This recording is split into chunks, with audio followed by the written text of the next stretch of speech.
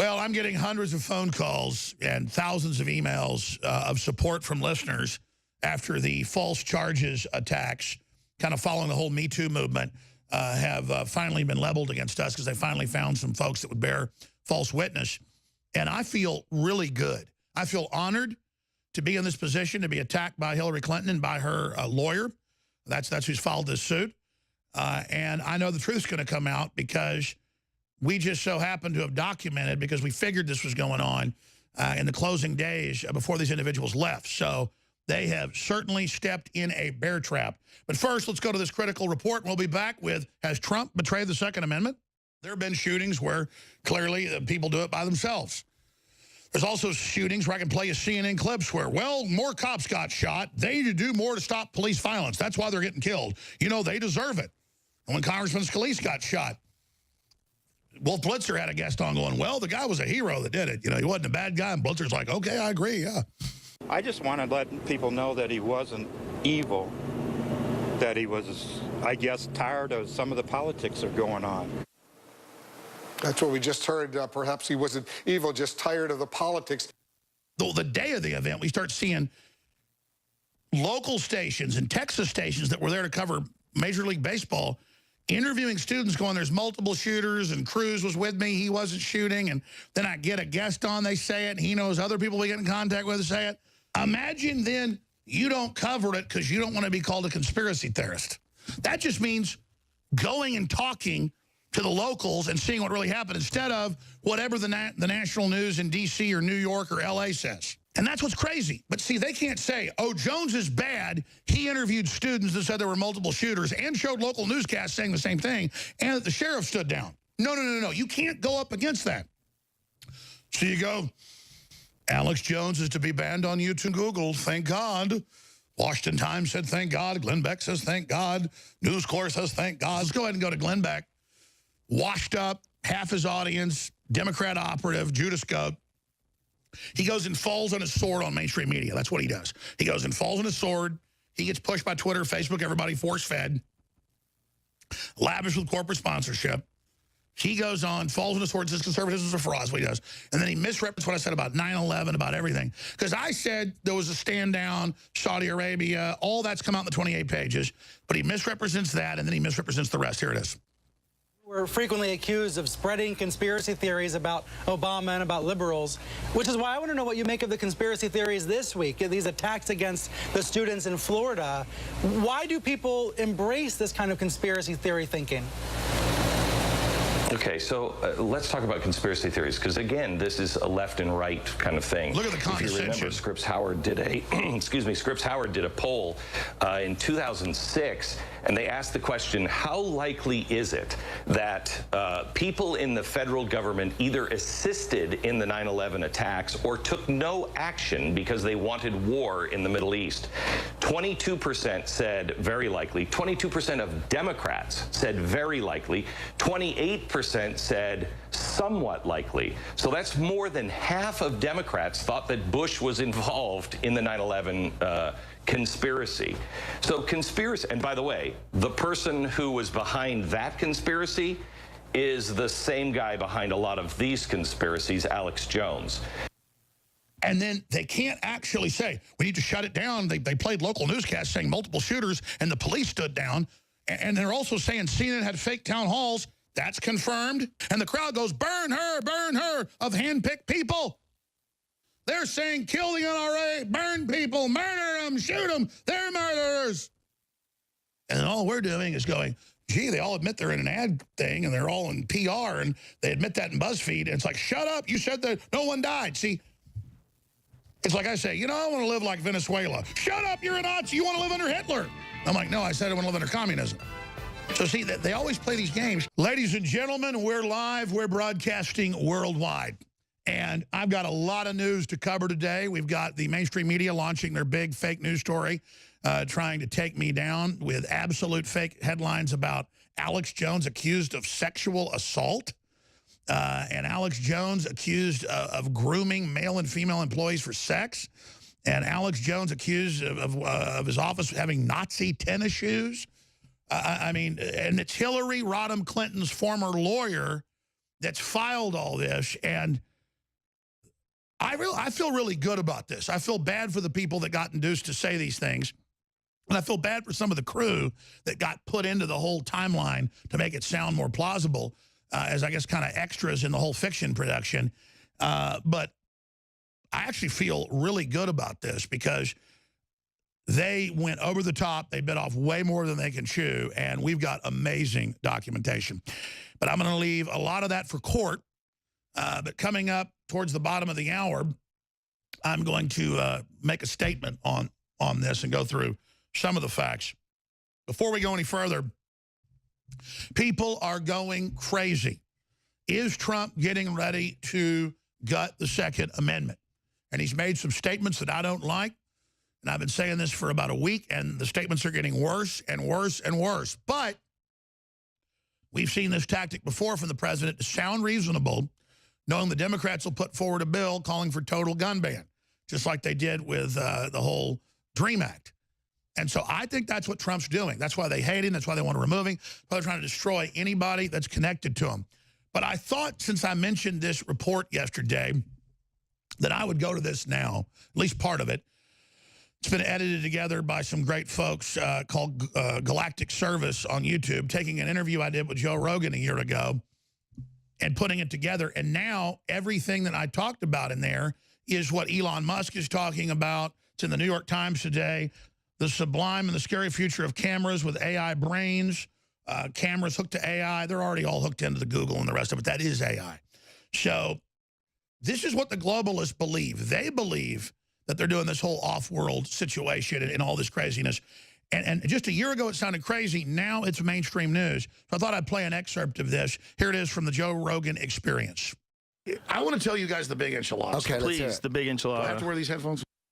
What do you know about aliens? Are aliens real? This is really big. So, Okay. the question is, what does Donald Trump know about aliens? Oh, yeah. What does he know now, right? Because he's in the office. I don't know.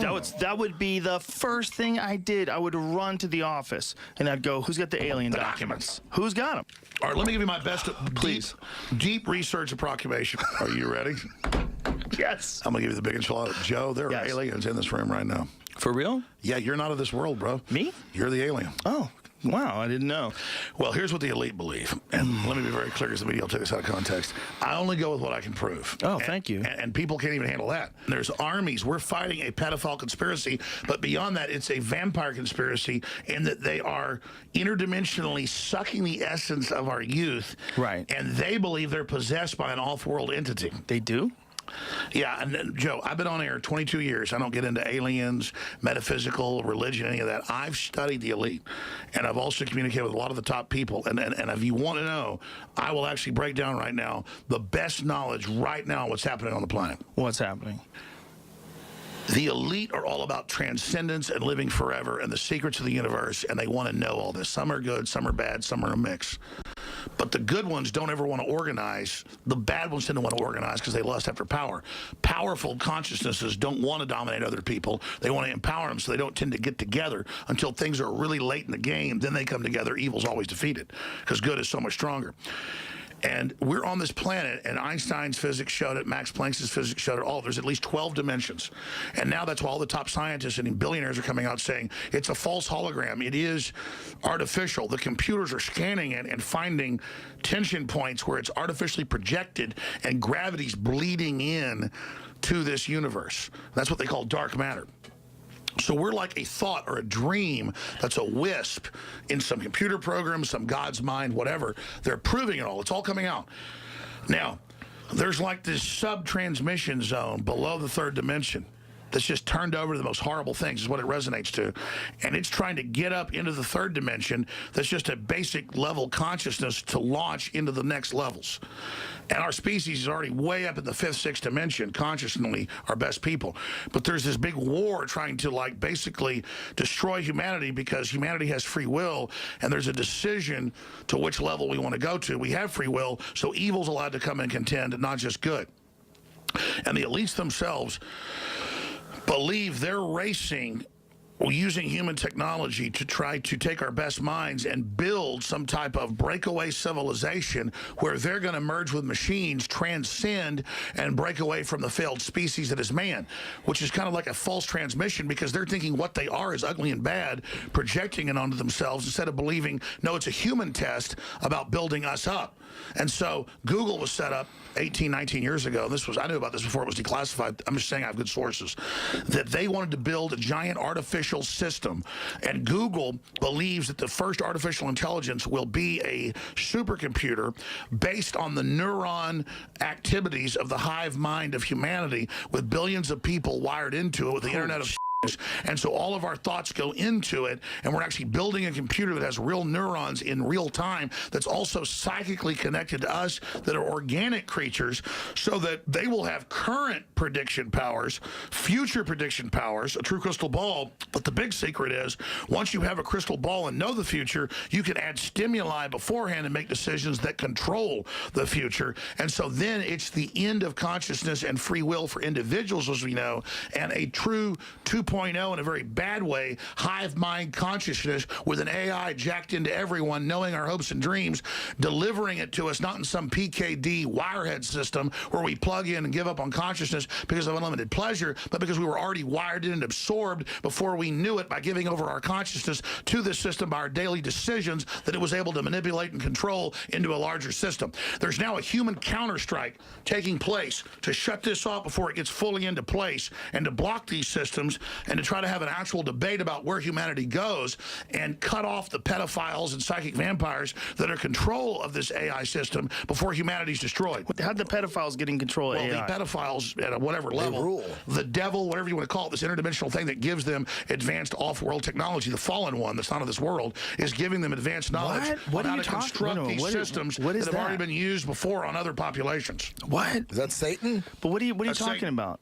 Let's say, Just you're well, I mean, saying something Satan becomes insane. something that the stupid preacher tells you about, who's totally controlled, or something you read about on in the news or TV. Right. But this is an interdimensional force that wants to influence us to build something that absorbs us and kills us, rather than the divine free will we're given to build something much better that empowers the species. So the species is now making a decision Where are you about getting its this entire from? future. Where are you getting this from? That's what it is. But where are you getting it from? I know, from looking at all the data, researching it, studying it, watching the enemy. That's the big decision that humanity has now got before us. You get someplace finally in deep research where it's what every culture already said, what everybody already knew, what they're telling you in movies like Prometheus, what the elite admit in the New York Times they believe in. Everything they're doing points towards this, and then you read their own writings, they believe we're this ugly, fallen, ugly species, we're all need to be killed.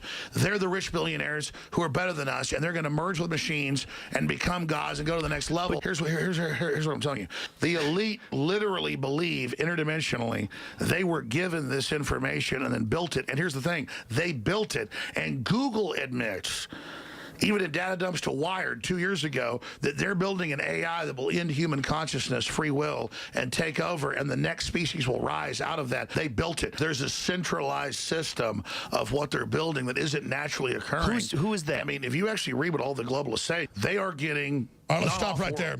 There's about 4 minutes left in the clip. It's online. Alex Jones talks about intergalactic, interdimensional war, and it breaks it all down. This is why they hate us. It's why they want to shut us down. This is why they want to end the broadcast, because I'm bringing everybody together. That's why they're calling me a racist and a rapist and everything else, is because they're raping your mind. Well, ladies and gentlemen, all hell is breaking loose. President Trump has come out making pro-gun control statements. And I know what he's doing. He's attempting to neutralize all the hysteria and all the opposition so that he can, quote, propose something reasonable. They'll propose something that's draconian, and then nothing gets done. Just like he did with the whole DREAM Act. He proposed something that was pretty reasonable. Okay, 1.8 million people been here for decades, not criminals. Okay, fast track to citizenship. Everybody else, you're out. He's done everything he said he would do there. But now we learn Trump stuns lawmakers with seeming embrace of comprehensive gun control. And a lot of people are saying they're done with Trump. His base is really upset. They're really upset at the NRA for agreeing to bump stocks. Then it's, up to 21, not able to buy a rifle. And then it's every time there's going to be another shooting, it's always going to happen out of 330 million people. Mass shootings are very, very rare, but the media magnifies them. They're still tragedies. You get put in a position of losing your Second Amendment. Let's call Larry Pratt. Let's get him on today of Gun Owners of America. Because the NRA the last 5-6 years has been no compromise, and that's been great. But now they're really starting to slide because a Republican is in office. CNN calls it surreal. Trump meeting on guns left Republicans reeling, Democrats optimistic. And there's this video that we've got of the Democratic senators like Feinstein smiling when Trump says this. We're going to play that in a moment. Feinstein can't even get the nomination in California. She can't even get the groups to endorse her to run. She's so unpopular. And there's Trump being buddy-buddy with her. I believe this was a tactic. I've seen Trump do it before. But regardless, he can see where the momentum's going if there's more of these shootings. And they believe he'll end up losing the election and will lose 2018. That is not the case. It will cause Republicans to desert the party, and it will cause the Democrats to have a huge landslide. Have they gotten to the president? Because let me tell you something. They genuinely hate him. They hate everybody that ever supported him. And he's gotten 60+% of his agenda through, I agree with the Heritage Foundation, in just 14 months. Killing TPP, renegotiating NAFTA and GATT, massively controlling the borders, crushing political correctness, trillions in the stock market, hundreds of billions in new jobs, millions of new jobs. I mean, I'm not going to list the whole raft again. But Trump, about 100-something days in,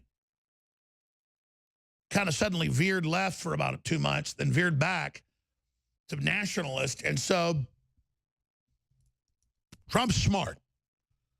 And so I'm going to give the benefit of the doubt and thank God it's not Hillary. But we've got to run good people for Congress, run good people for the state houses. We've got to just keep moving forward like Trump's going to turn against us. And we've got to start making preparations for that, obviously. This is a really, really sad situation. Let's go ahead and play Dianne Feinstein, the complete political dead duck. I mean, and by that, a lame duck, you know, is going to be out of office soon. I call a politician that everybody can't stand in their own party and is hated by the other party and hated by the people and who's old and out of touch and bumbling around, a dead duck politically. That's my term I'm coining. And or a dead turkey. Maybe that's a good term. You know, an old rotten turkey. Maybe that's a better term. She's a politically rotten turkey. It's a good term. Turkey's, you know, something that fails, something that isn't good. Rotten turkey's really bad. So Dianne Feinstein is a rotten turkey. Here she is smiling like a you-know-what eating rat next to Trump. So if you could add that to this bill, that would be great, Diane. If you could add what you have also, and I think you can, into the bill. Yeah. Joe, are you ready? Can you do that? Joe, can you do that? Pat, can you add some of the things? You're not going to agree with me. If you help. Well, no, I'll help, but can you add what Amy and what Diane have? Can we add them in? And I know you can add what John Yeah, I has. have another domestic violence bill that's very narrow, and it's about dating partners, and a number of states have just I would enacted say it with this. Republican We're going to support. get it passed. Yeah. We're going to get it passed. If you can add domestic violence paragraphs, pages into this bill, I'm all for it.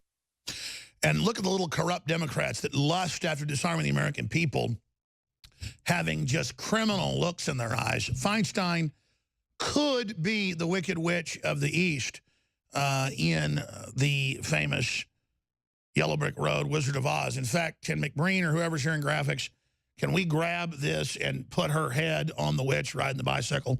Or I'll get you, my pretty. If you're not a radio listener, can we blow this up for TV viewers? Can we blow the footage up there to the, yes, blow that up and just loop that just visually, but also with the cackling. She looks like a demon witch, the archetypal, oh, yes, oh, finally, yeah. Go ahead and roll the audio again, please. Ready? Can you do that? Joe, can you do that? Pat, can you add some of the show, and I think you can, into the bill? Joe, are you ready? Can you do that? Actually rubbing the hands together. Look. Oh. You ever seen the footage when Hitler and Hermann Goering have taken over Czechoslovakia and then France capitulates and Hitler's in Germany? It's newsreel and he's about to travel by train the next day to Paris. And him and Hermann Goering, the head of the Luftwaffe, big old fat Hermann Goering, are rubbing their hands together greedily. I mean, this is unbelievable. Operation Toto will defeat them. That's what Infowars is. But this image right here, this may sink Trump because the left will never vote for him, even if he became Mao Zedong, just because they're so brainwashed. And so I don't know what planet Trump's on. I don't know if it has to do with the Carter Page thing, because our CIA sources told us last week on air they were really worried about sex ops, bringing down the president or compromising him. And they said, that's all we're going to say. That was Pachinik. And of course, his sources are in the Pentagon and the CIA at the highest levels.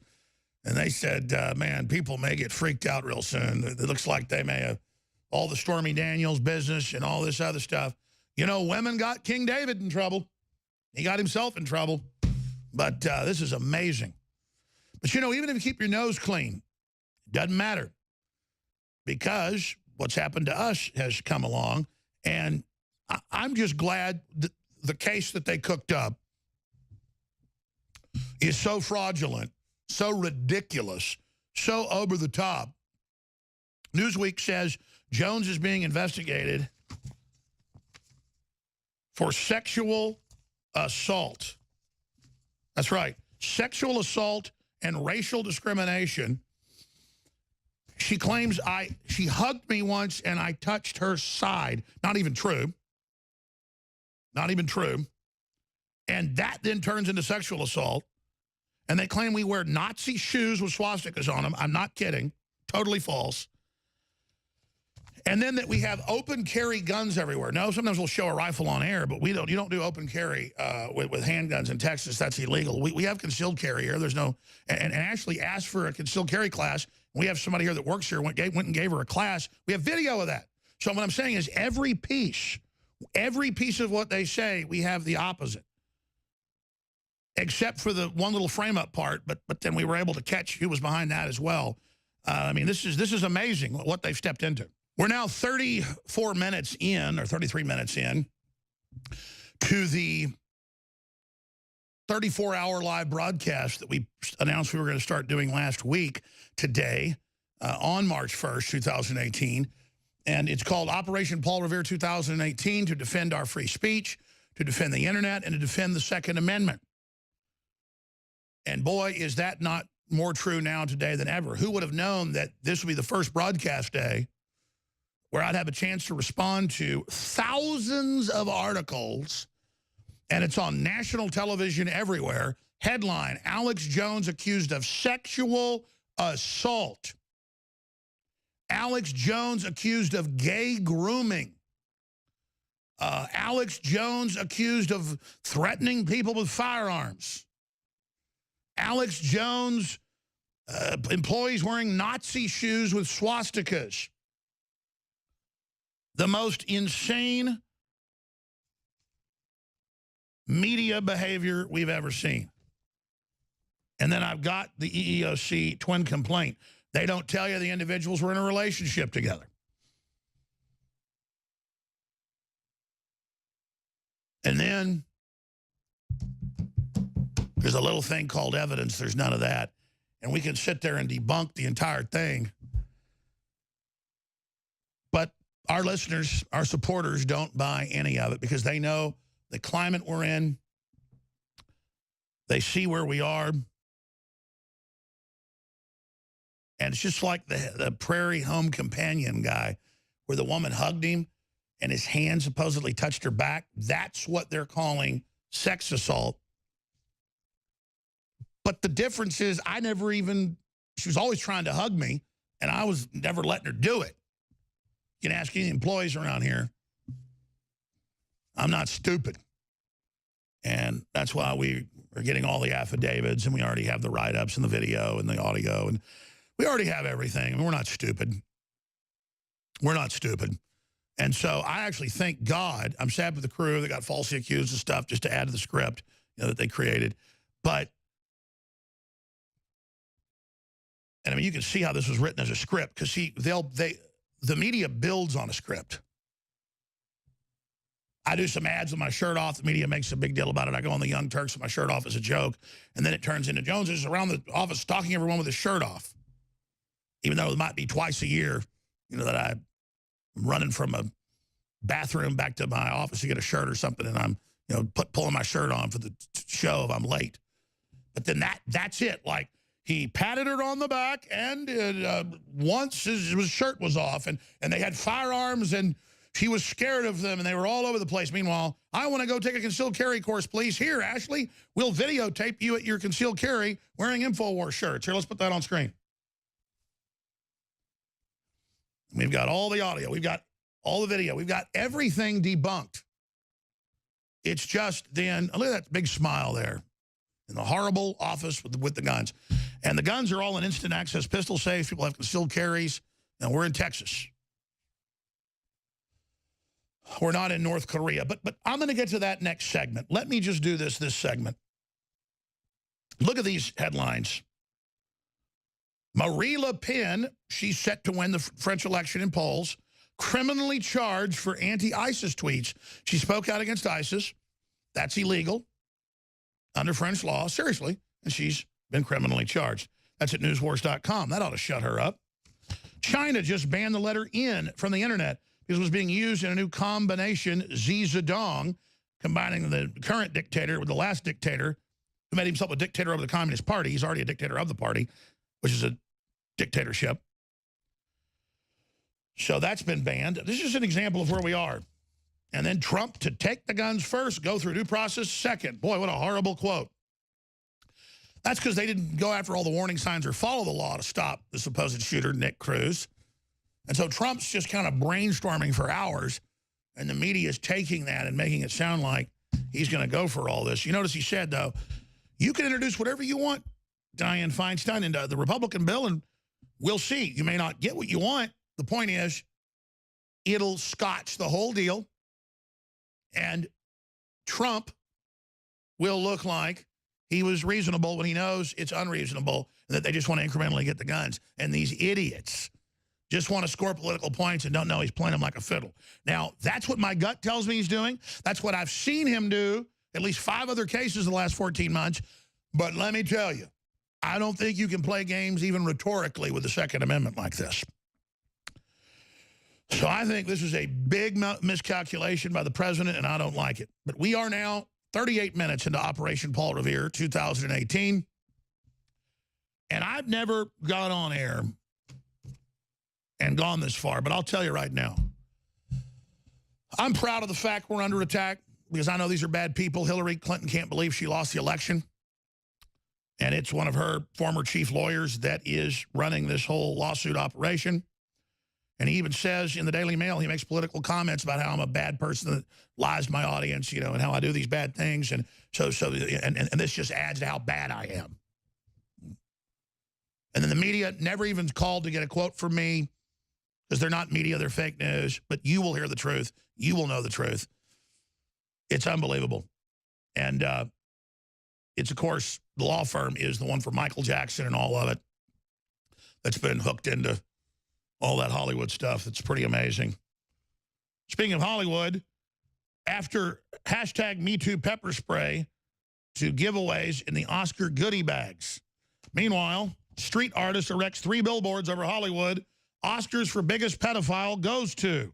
Maybe we should show some of those. They're using the Me Too as a distraction from the whole pedophile scandal that we told you was going to break about a year ago and has now broke.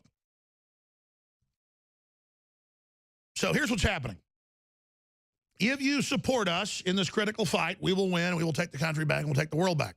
Because they know they can try to kill the president or impeach him or shut him down. But they know if there's talk radio, they know if there's Drudge Report, they know if there's Infowars. They know that we're the hardcore folks that hit the barbed wire. You hit the barbed wire. We bring up the hard topics. We take the heat. We make it safe for others to say. We change the discussion on the real issues. And they've decided that we were critical in losing Hillary the election. And they have said, Infowars is the key. They've decided to destroy us. And they've said if we can bring them down, we'll bring everybody down. Just like all the headlines saying, ban Jones off the internet entirely. Don't just ban him off YouTube. Kick him off talk radio. Arrest him. He's a liar. He doesn't have his free speech. Then they lie about what I've said. Even if it was true, I have my free speech. You have to adjudicate that in a court, you know, for defamation, not just say I'm banned. So you can pull up the headlines. Infowars is, one step away from being banned on YouTube. And so we said this the last few days. We said they're getting ready for something big against Infowars because they're trying to silence us and trying to demonize us. And instead of there being a demonization campaign every month and then every week, it's every day. And now it's every few hours. And really, I really am honored to be at this level of demonization attack. It shows how effective we are. I think about the soldiers that have fought and died to create this country and then to keep this country. I think about the wives and family that lost those men and women. And I think about all my ancestors. A lot of them were hardworking, really good people, always known as being honorable and straight and strong. Both sides of my family were known for that genetically and culturally. But when it comes to fighting tyrants and dying, but changing history, we're all over it. From 1776 to 1836, right through World War I, World War II, Vietnam, the Cold War. My family's been there. Well, sometimes misguided, but fighting for the Republic, fighting for Western culture, fighting for the Renaissance. And I am very honored. I feel for my family and crew around us. I've warned them about this, that they could be targeted as well to try to bring the place down. If they can't get me to buckle, they're going to come after you. But you're strong, you understand that. So I trust in God, I trust in our audience, and I trust in Providence to carry us through. I am extremely honored to be in this position, and I commit to you that I will be as strong as I can and stay the course, full speed ahead. Well, we knew something big was coming, and it's part of the anti-free speech globalist attack on anyone promoting a constitutional republic, anyone promoting a free society. We are now 47 minutes into the 34-hour emergency broadcast with my show, David Knight, Owen Schroyer, and others. We're going to be broadcasting right through live until 6 o'clock tomorrow night on Friday. This is the official launch day, 24 hours a day on Galaxy 16.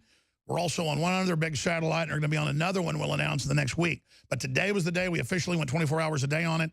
We had this planned for a couple of months, and notice this is the day they've rolled out with Alex Jones accused of sexual assault, wearing Nazi shoes, and a bunch of other just completely insane stuff.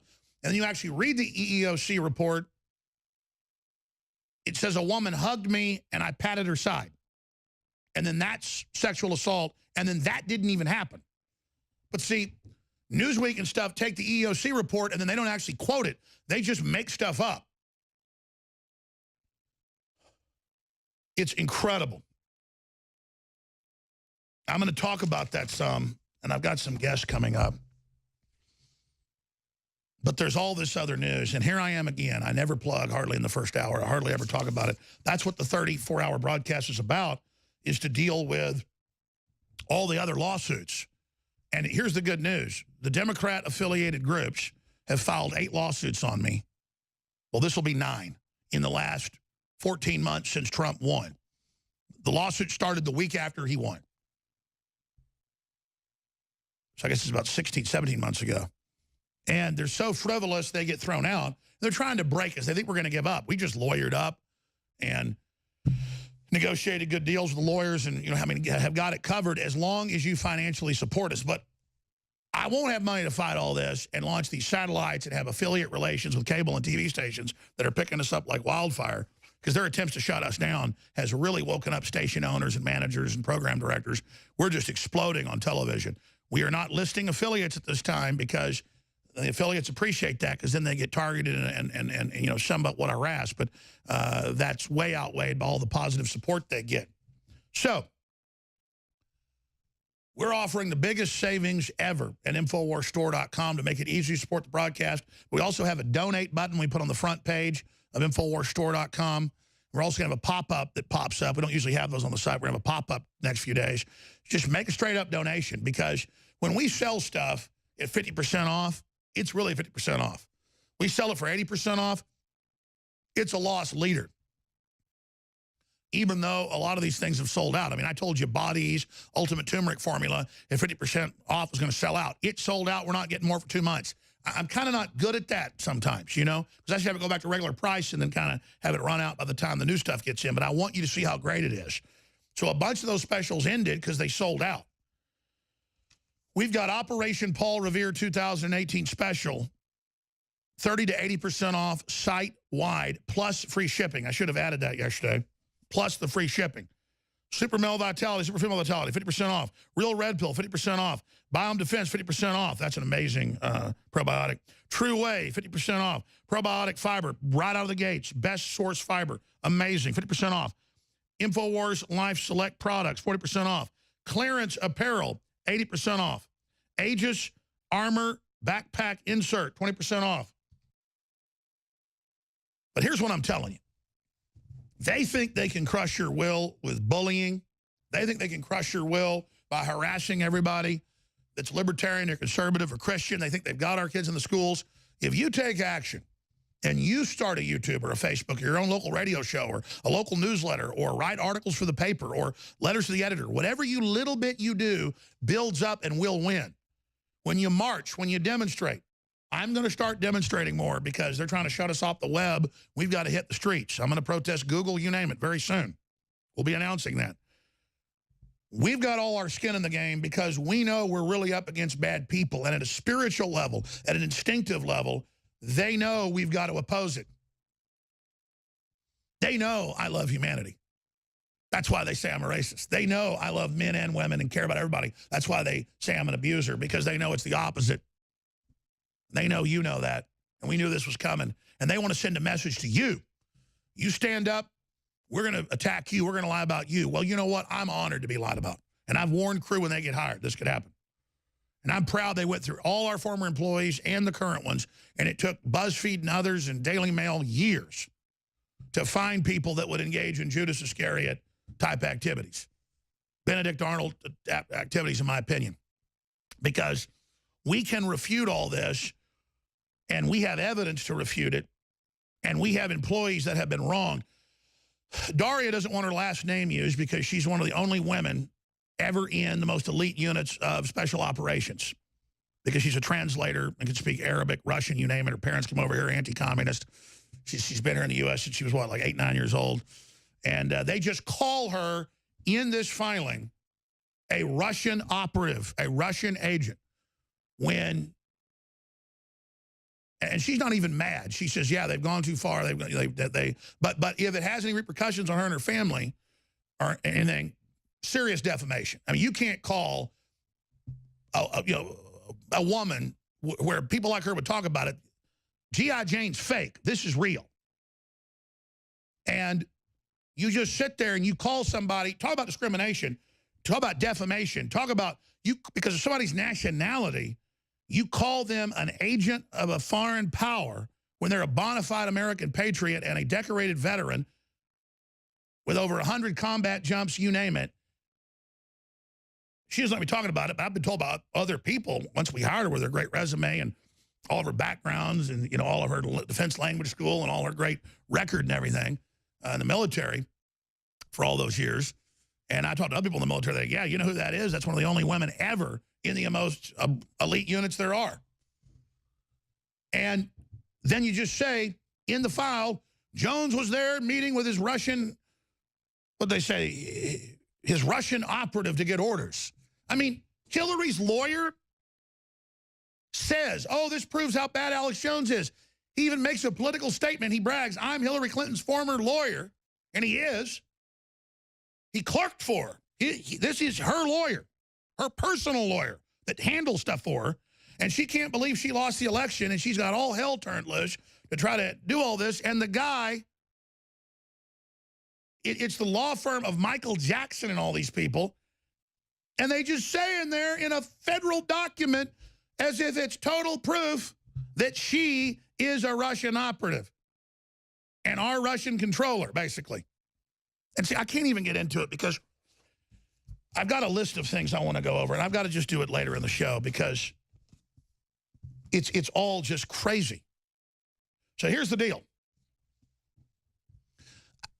If I don't have to worry about money because I know how to go out and advertise and market and they cut this off, I do this. I mean, I spend a lot of my time funding the operation. I'm not complaining. If you flood us with money, and I mean a crap load, we will not have to sit there and mess with all this stuff. And I can get really aggressive. And I'm talking about legal defense, talking about legal offense, you name it. it's all up to you how hard I strike back. And then believe me, I've already pulled the trigger. This is it. This is Skyfall. So everybody wants to make this personal, and everybody, gloves are off. So this is a major miscalculation because, but again, they never could get anything real. Don't you know they've been looking around? So they already tried to take my kids. They've already tried to, you know, the government, the media, all these other groups. And now I believe, and I think the evidence is overwhelming, that this is political, and they admit it's political. And it's people believe they can do anything if it's against the opposition. I mean, I don't even go to YouTube and try to get CNN banned for bullying like they do to me. I just don't act like that. I don't operate like that. So InfoWarsStore.com, there's a donate button, and I know there's business owners, I know there's companies, I know there's all the nouveau riche people I know. You know what? I never asked Gary Haven for money. He's been here before and said, you know, I think I'm going to give you $50,000, Alex, to help do whatever project you need. I'm like, you know, Gary, you're doing enough giving it to Haiti and your planes and all the things you do. You just keep that money, Gary, and give it to Haiti. I'm going to call Gary up and I'm going to say, Gary, you're a billionaire. I want $1 million. I want $2 million. I want $5 million. I bet he gives it to me. And so I'm telling all the people that tried to give me money over the years, whether it's land, patents, whatever it is, flood us with money, and you've got one guarantee. I will take that, and I will wage war against the globalists, and I will take them on, and I will win. But you know what? We only expanded this operation. They tried to shut me down 10 years. I've decided we're about to double in size. We're going total rampage mode. InfoWarsStore.com, everybody buy the products, and everybody donate, and we will win. Flood me with greenbacks, the war chest, and I will prosecute this war, and I will win with God's grace. We are broadcasting worldwide. It is a great honor to be here with you. We're already 1 hour into the 34-hour emergency broadcast to defend the internet, to defend free speech, and defend the Second Amendment. That's what we named it a week ago when we announced it. And now look what we're in the middle of. All Hades breaking loose. I said I would get to a cogent, focused statement about these incredible new false allegations. But there's so many angles, and it's so false. It's just all lies. And then it's Hillary Clinton's former personal lawyer doing it. And then making political statements about how I'm a bad person and I lie on air, so and this shows how bad I am. Just saying I'm guilty. Prosecutors don't even do that. They just say we're going to show. And then it's the Garagos firm that are like leading Armenians and Michael Jackson's lawyers. I guess that's what you get for fighting the Young Turks, saying there was no Armenian genocide and having them try to kick me off the air. God, I got the Qatar money trying to get me off the air. I guess I got the Armenians trying to get me off the air. Good God. It's just unbelievable. Man, I tell you, the Democratic Party, it's just something wrong with it. It's willing to do anything. And I think it's jumped the shark in more ways than one. But very, very, very, very saddening. I know there are a lot of great Armenians. They always shake my hand in airports and are big listeners and big fans. And one of the big TV stations we're on is owned by an Armenian gentleman. So they're great people. But I wonder if Garagos and Garagos, a couple of, I guess, brothers at the firm, I mean, it's like their number one lawyer under him, this Hillary's former lawyer, doing this. And I'm just like, and then I looked at all the facts and looked at the record and talked to everybody and looked at what we had. I'm just like, good God, this is incredible. But I want to get into Trump. I want to get into the latest AI news. I want to get into Pelosi. I want to get into China censoring Winnie the Pooh. And the word R, I mean, the letter R, that's coming up. But I'm just going to say this. When I come back, I'm going to be focused as best I can. Have the Ashley Beckford clip of her shooting guns ready, please, with audio. And we'll just walk through some of the falsehoods so that I can have one focused statement.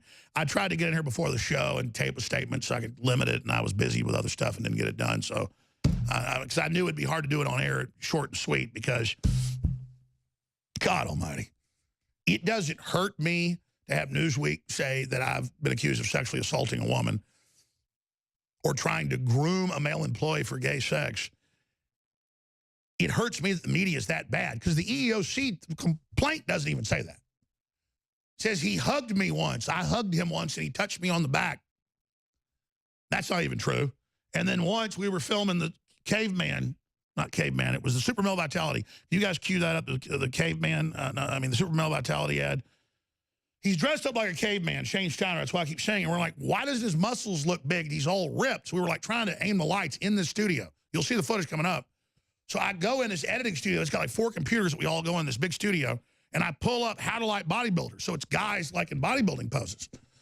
And then I left that day, and Rob came back to work at night, and I heard he like blew up and freaked out, and that's why he later apologized. That's an HR record.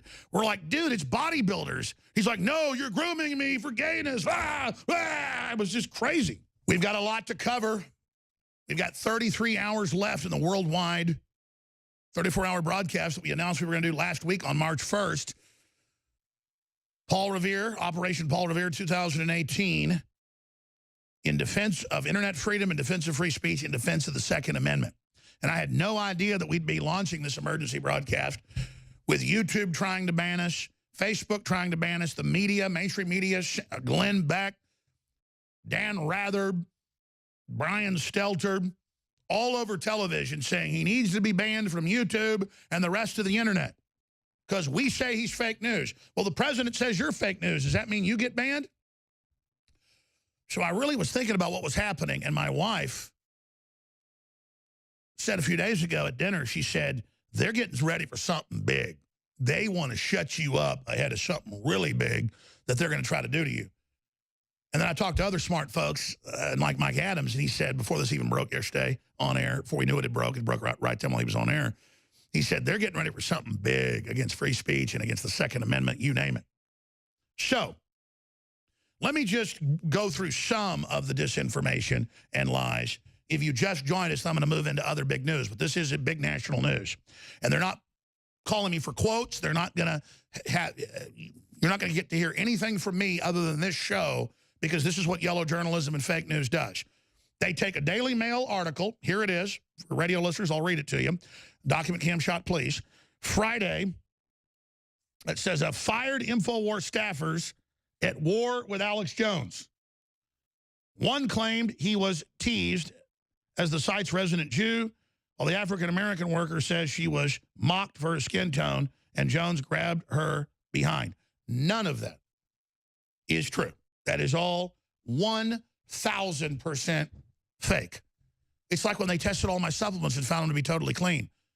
And I said, watch, they'll just keep retesting them until they magically say they're not. And, of course, that happened. We had a separate lab test it, and they said, no, it is clean. They don't give up. I mean, you think I'm going to put out supplements that aren't clean knowing they're going to give extra scrutiny? Plus, I want you to get quality. So it's the same thing. Now, the Daily Mail didn't tell anybody. And I asked the Daily Mail writer, Mr. Perry, I said, you know they're in a relationship. And he goes, well, I'm not going to talk about that, but yeah. And I said, did you pay them? And he goes, I'm not going to discuss that. Well, I go, well, people deny they paid him if they didn't. And I said, well, it'll all come out in discovery then. Because, see, that's different. You can file your EEOC and put the falsehoods there and then have it in the press, but you can't approach the media, have it all lined up, which we know it came before the filing, script it all with a law firm, violate your non-disclosure, not that they're even disclosing anything true, but the point is that they're going past that, and then pay them. That's going to be the key. And we've already got people on the ground. So it goes on from there.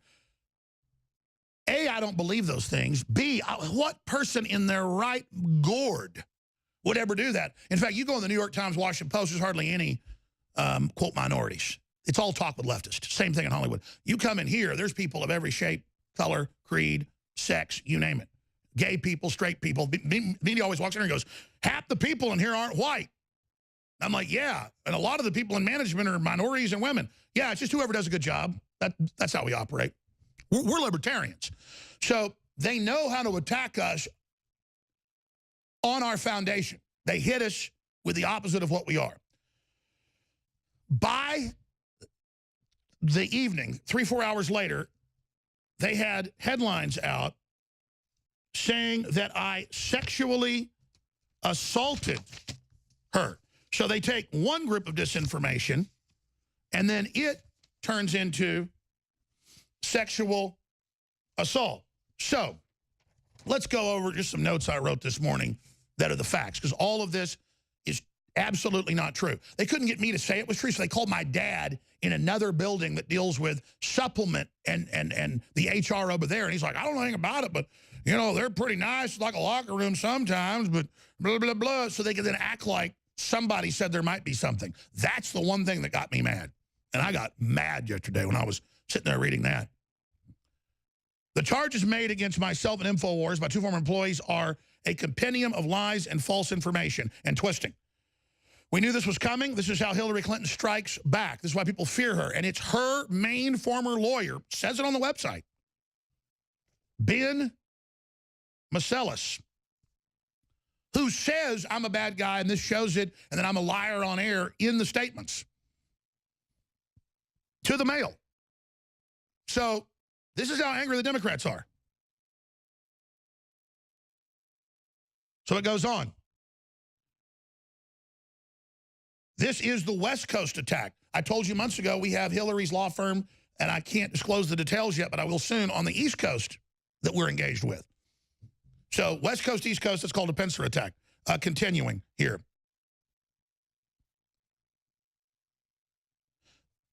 Newsweek, CNN articles. In the week leading up to this calculated attack, there have been public efforts by Deep State to pull down our YouTube, Facebook, and Twitter so that we could not respond to these attacks when they hit. But they failed. And that's in Bloomberg today, that they admit that it was fake strikes and that they were removed and it was fraudulent, and that I did not say that the students did not die, and I did not say they were crisis actors. That's Bloomberg. YouTube's new moderators mistakenly pull right-wing channels. And then The Verge also reported that they restored Infowars. Fake, but at least 2 publications admitted it. They said it was a mistake. Yeah, right. Continuing. There has been a public campaign by MSM for us to be banned off of the internet. The EEOC complaints that have been filed are filled with vicious lies and fiction. So transparent via Russiagate, they say that they witnessed Daria, who doesn't want her last name said on air, but she was in Army Special Operations.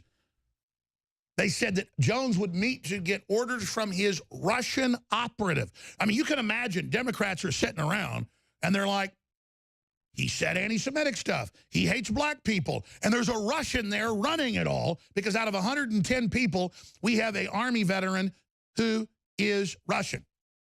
Think about that. And then it goes on from there. And, of course, MSM's favorite false charge of anti-Semitism, which, again, is totally, completely false. David Duke was on in a heated debate where we were fighting with each other and I was disagreeing with him.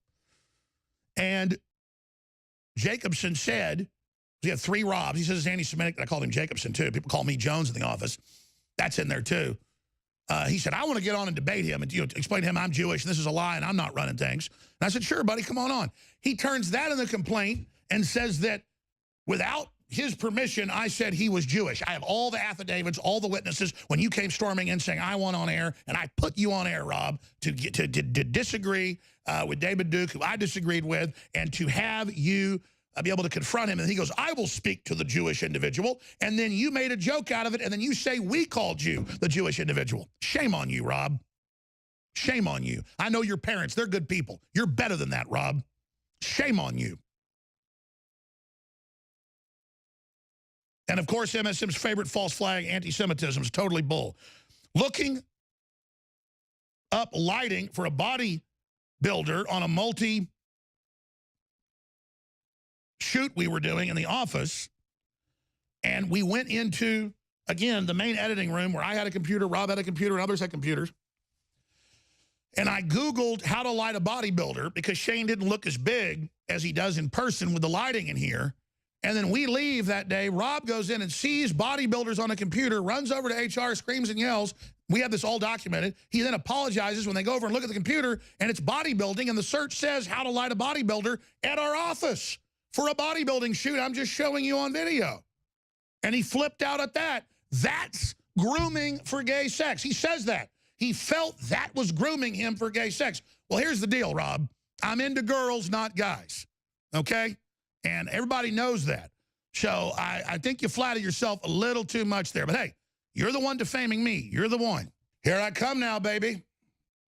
Okay, so I'm going to finish up with this at this segment, get into a bunch of other news in the next segment. But we've got a short-time employee, Ashley Beckford, I guess she was here less than a year. And then you've got Rob Jacobson, who's been here like 14 years. He's been to probably 4 or 5 of my Thanksgivings.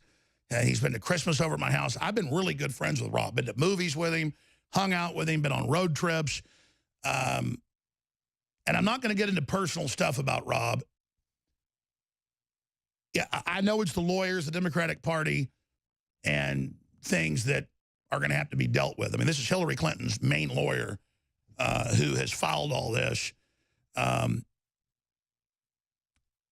I want to think it was when Ashley and he got together. We knew about it. People saw him out at restaurants, saw him together at his apartment. We knew about it. We just kind of ignored it. But then she didn't really like Trump. I don't think she liked him from the time she got here. I don't know if this is part of the infiltration, the Southern Poverty Law Center, and groups talk about the media matters, you know, bragged how they're going to infiltrate media. But they got together. We kind of turned a blind eye to it. We weren't sure until after they left. And I let her go, and he got really, really, really upset. And that's in all the HR files, why that all got documented, and that'll come out.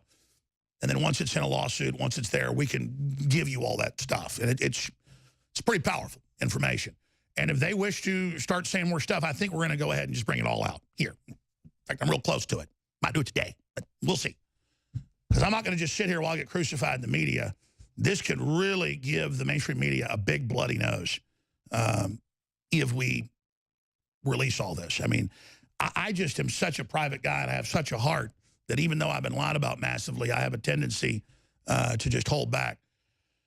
But continuing, looking up lighting for a bodybuilder on a multi-use room with a bunch of terminals in an office that I shared with Jacobson for editing and other employees. We looked up how to light bodybuilding.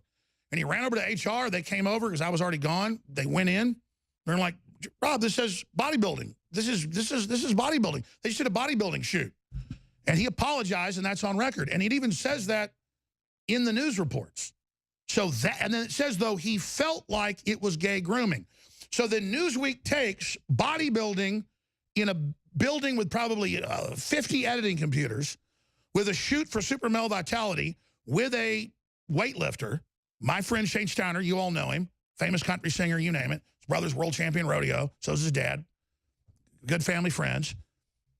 And Shane's friends with Rob, too, has known him for 14 years. It's just bizarre. That is now, but the news never says that. It's just Newsweek says grooming gay people for gay stuff. This is how they operate. We have free concealed carry classes several times a year, but it was originally at her request. We've since done them a few other times, and there is no open carry in the office. But they say there's open carry. She's anti-gun, but we're pro-gun, and it intimidated her. And this is just crazy. And then we'll get to some of the other points. But let's go to a special report with Ashley Beckford, who got hired as just an intern, and we said, hey, you want to be on air? And then gave her 2 raises, and it says in there, we were bad, the raises weren't big enough. So my lawyers are very confident. They say none of this even makes sense. I talked to folks about the supposed image of a Hasidic Jew with Rob's face on it, and they said, yeah, no, Rob had that on his computer, and we asked why, and then Rob Dew pulled it off his computer. And that was right before he left, see, so you can see what's going on here. Let's go ahead and go to this part of this special report with Ashley Beckford. Here it is.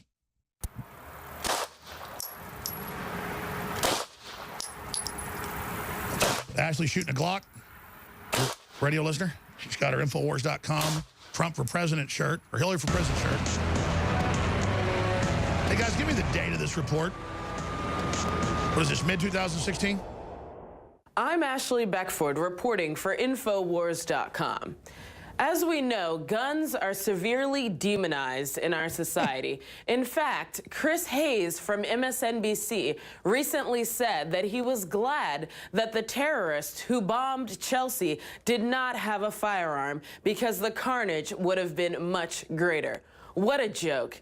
As we know, we've seen so many incidences where people with Islamic backgrounds have been procuring firearms and then using them to inflict deadly carnage. They've been attacking people from San Bernardino, quote, workplace violence to the Orlando nightclub shooting hate crime. We have people all over the country and all over the world who are attacking people with guns. That's why I realized in order to be a true feminist, I had to learn to protect myself.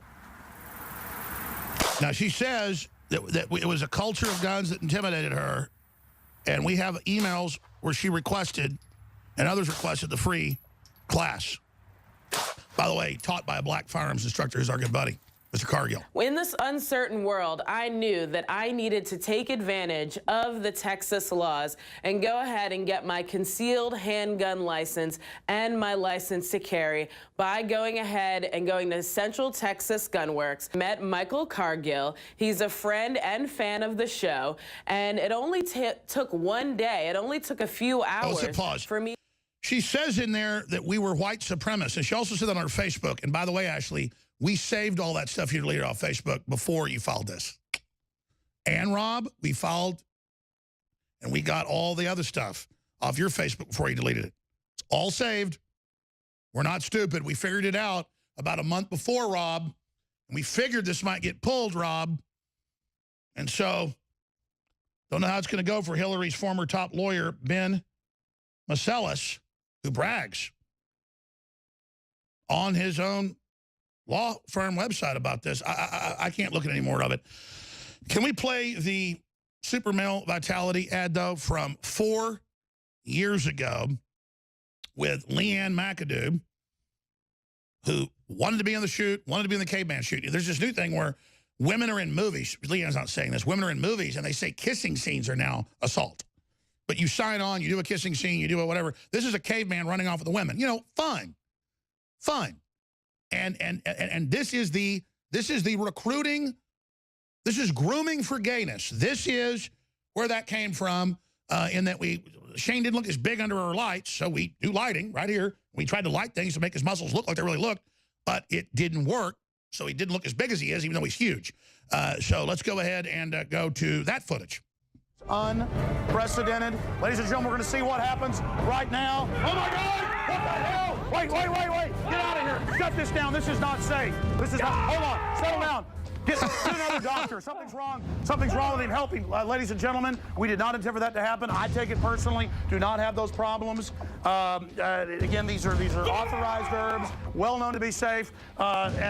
Please, Doctor, wait a minute. Ladies and gentlemen, we're just going to cut to commercial for just a moment. Cut. Get everybody out of here. Superman. That is grooming for gayness. I mean, unbelievable. This is unbelievable disinfo. And I can't believe the Clinton-connected lawyer would do this. It's crazy. Ladies and gentlemen, our next guest is on record last year on our broadcast predicting that white farmers would have all their land taken in South Africa, that similarly has been done in many other areas of Africa, and that now they're going beyond replacing apartheid with an apartheid state where whites are treated unfairly, but where whites are actually killed. And the new president's saying, we're not going to kill all the whites yet. He just made that statement yesterday. In other statements, the new president, communist president, talks about how they are going to take their land. And so last year, our guest warned that soon that the old president would be taken out of power for corruption, and the new president would indeed do this. So we're going to be going to Simon Roche here in just a moment and breaking that down. But first, we told you that they were falsely claiming that we were bullying children and engaged in all these activities on YouTube, Facebook, Twitter, you name it, where we were being restricted and banned. CNN was running operations to have us banned. Bloomberg is now reporting that YouTube said that the strikes were false and have been removed. Also, The Verge is reporting that the strikes were removed, that they were fraudulent. Mistakenly shut down. So we're going to be going over all of that today. It's hard to look at the Daily Mail the same now, though, because they do a lot of good stuff. That's why I was shocked when they went with that fake EEOC complaint that I already went over earlier. But let me just finish up with that. My lawyers have looked at this and said the complaint is so contradictory and poorly written that it must be a publicity stunt. But I don't think Ashley and Rob know that. And again, she claims I hugged her, and the media says it's sexual assault. And, you know, quite frankly, she was very touchy-feely, as everybody is going to testify. This is the truth, and I am not. So it's just unbelievable. Like, saying you hug somebody is now sexual assault, according to Newsweek and the rest of it. They're coming after us, just like they're coming after Trump. And Trump is now backpedaling on the Second Amendment. It is amazing. Meanwhile, you know, I'm not even going to play the race card in my defense because just none of it's true anyways. I'm just not going to go there. But it's a tactic. Trump says, I'm not going to go there, but then he always goes there. And I'm the same way because I can't help it. I think about it. It's like when I say I'm anti-communist Chinese, I say I'm anti-Asian. My sister's Korean adopted. I love her. She's my blood. She's my family. She works here, by the way. She's a great photographer and great videographer and great researcher. She's Korean. She's my sister. And, you know, my ex-wife's family were not practicing Jews, but they were liberals. And I just liked my ex-wife. And I didn't even really think about the fact that she was Jewish. That's how blind I am to that type of stuff. And then what it means for my children and everything else, and all the white supremacists hating me and everything else. And that just shows how sick this is, that now the media says I'm an anti-Semite. That's why I'm pro-Israel. That's why I've been defending Netanyahu, is because I'm an anti-Semite. I mean, it's the left and the self-loathing Jews that use all this anti-Semitism crud everywhere, and it's crazy. And I'm not saying Netanyahu's perfect either, neither is Trump, but he's nationalistic. The globalists are trying to bring him down. And so it's just mind-blowing to watch this happen. And look, my ex-wife's mother was Jewish. Her dad wasn't. But it doesn't matter. That makes her Jewish. And you can then argue, since she's a mother, that I guess Israel would accept my kids. But they're just red-blooded Christian Americans. But I'm not ashamed of their Jewish heritage. But I'll tell you this, it takes a lot of baggage with it. I've gotten a lot of hate for it. And then to get hate from leftist groups that know the truth is just the Nazis are bad and the leftist groups are just as bad. They're all bad. Soros is a Nazi collaborator that helped round up thousands of his fellow Jews, and then he has groups saying, I'm a Nazi collaborator, when he's a Nazi. I mean, it just shows how reprobate and bankrupt the leftists are. And she's my ex-wife now. And, you know, it's my new wife's, her pedigree's German, 3/4 German from Omaha, and a quarter Irish, and I'm proud of that background. And the anti-Semites call her Jewish and everything else. And if she was, I'd be proud of it. But no, she's got a noble nose, but she's not Jewish. So, you know, that's what all this comes down to, ladies and gentlemen. And it just is insane. It's absolutely insane. And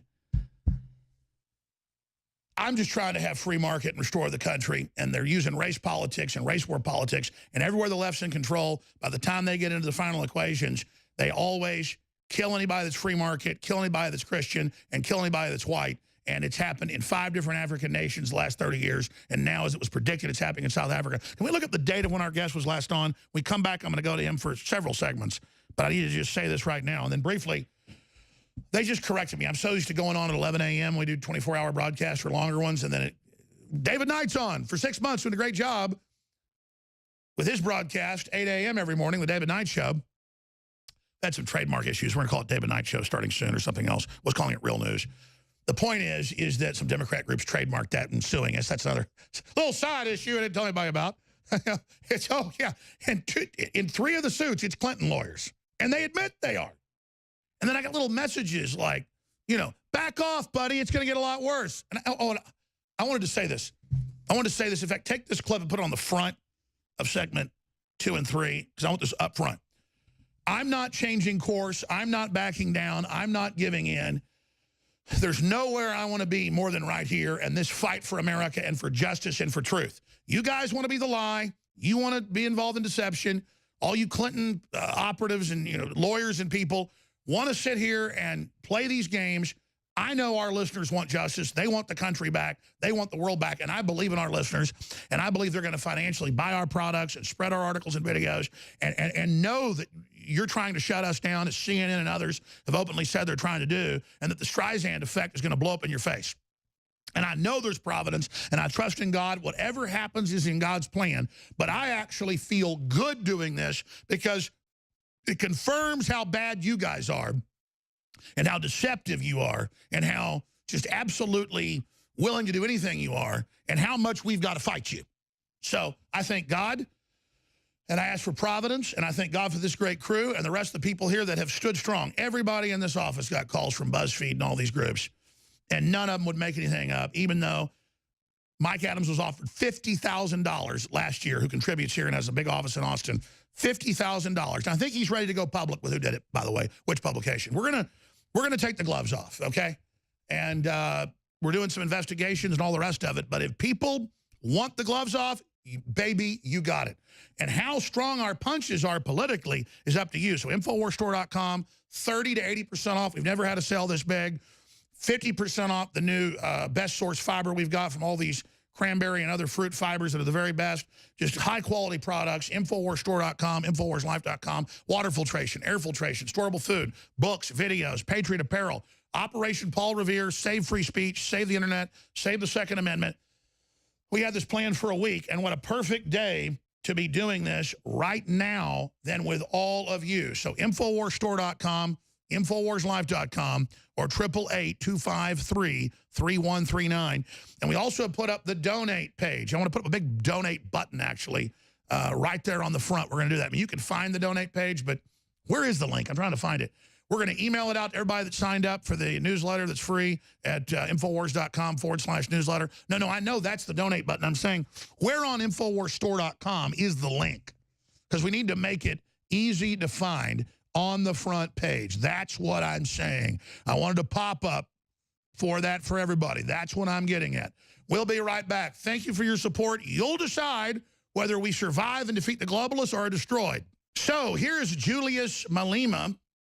About 7 months after our guest joined us to warn of this, he said he would do just this, and we're about to go to our guest. This is what he's now saying about taking the white people's farmland, which, by the way, is the most productive and employs the most people. And when they took it in 5 other African nations and they totally collapsed into cannibalism, just like Venezuela, you can't call people dying from starvation saying they died from starvation. Here it is.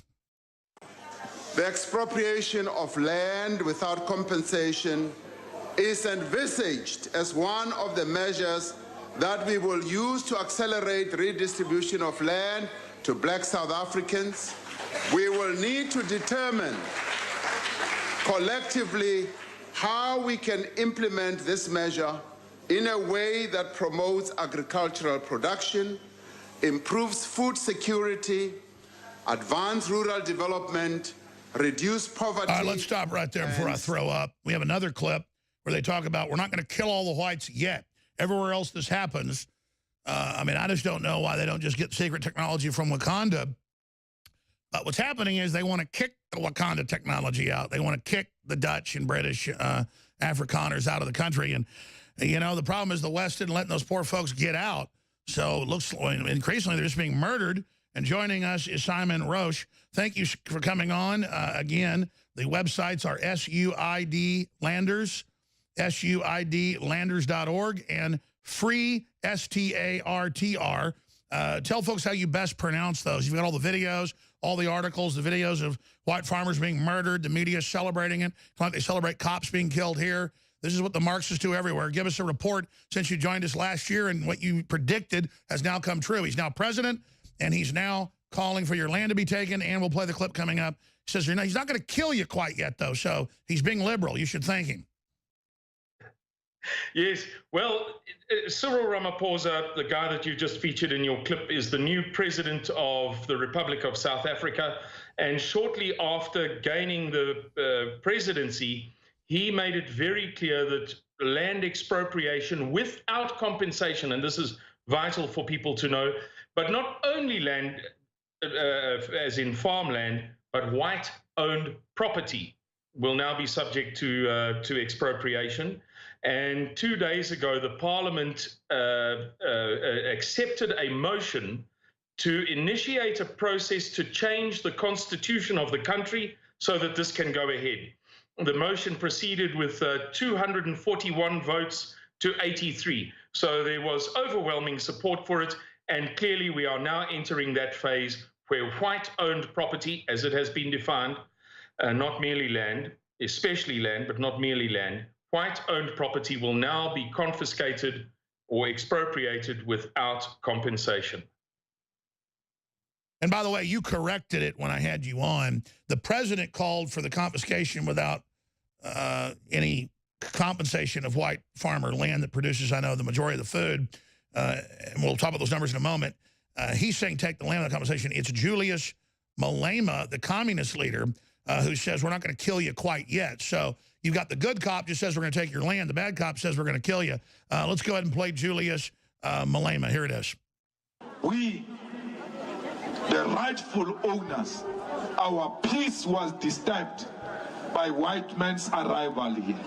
They committed a black genocide. They killed our people during land dispossession. Today we are told don't disturb them. Even when they disturbed our peace, they found peaceful Africans here. They killed them. They slaughtered them like animals. We are not calling for the slaughtering of white people, at least for now. What we are calling for is for peaceful occupation of the land. And we don't owe anyone apology. Yeah, first we take your land, then we kick you off the internet like Hitler did the Jews, then we kill you. And I forget the numbers, but guys, can you look it up in the World Almanac online? I want to say Africa's population is 50 times what it was when colonization started 400, 500 years ago. I mean, the West has brought nothing but overall good. Just like America's, when you got here, the natives would kill you if you didn't help fight the other natives. They were always killing each other. Just like Europeans before the Renaissance were killing each other. This idea that everybody's so loving in Africa, the Africans were saying, you buy slaves or we're going to kill you. Because that was the main business, was blacks selling blacks.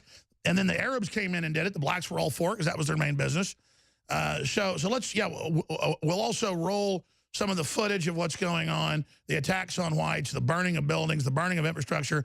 Because it's this thing that the leftists do here and happens in Africa as well, just burn the infrastructure down and knock your electricity out. Why do folks do this, and why is it escalating? It's escalating because the government has failed to deliver on anything that it's promised over recent years. The government has been in power now for almost 24 years. That is to say, the African National Congress Party of Nelson Mandela fame. In 24 years, the life expectancy has declined by at least 4.3 years, which is almost impossible to do, but it has been done. And indeed, if you follow the statistics of the United States Census Bureau, released in late 2016, then the decline in age, life expectancy, is far greater. It's approaching 10 years. The unemployment rate, the official rate is 38.1%. The unofficial rate is obviously far higher and more realistic. At the recent United Nations AIDS conference held in South Africa, Global AIDS Conference, it was revealed that 19%, so 1 in 5 practically, of all AIDS cases in the world is in South Africa. It's a shambles. It's an absolute shambles. I live in a little, very small village on the banks of the famous Orange River, named for Prince William of Orange, the Protestant chap who stood against Spain. And we have recently discovered that our African National Congress municipality has lost 7 million rands worth of money that was paid for electricity. And let me stop you right there. Let me stop you right there. Rhodesia, then Zimbabwe, all these other places, the Congo. First they nationalize Then they make the whites keep working on the land. Then they kill them. Then everything collapses. Then they have multi-billion, famous inflation. Why is Africa so corrupt?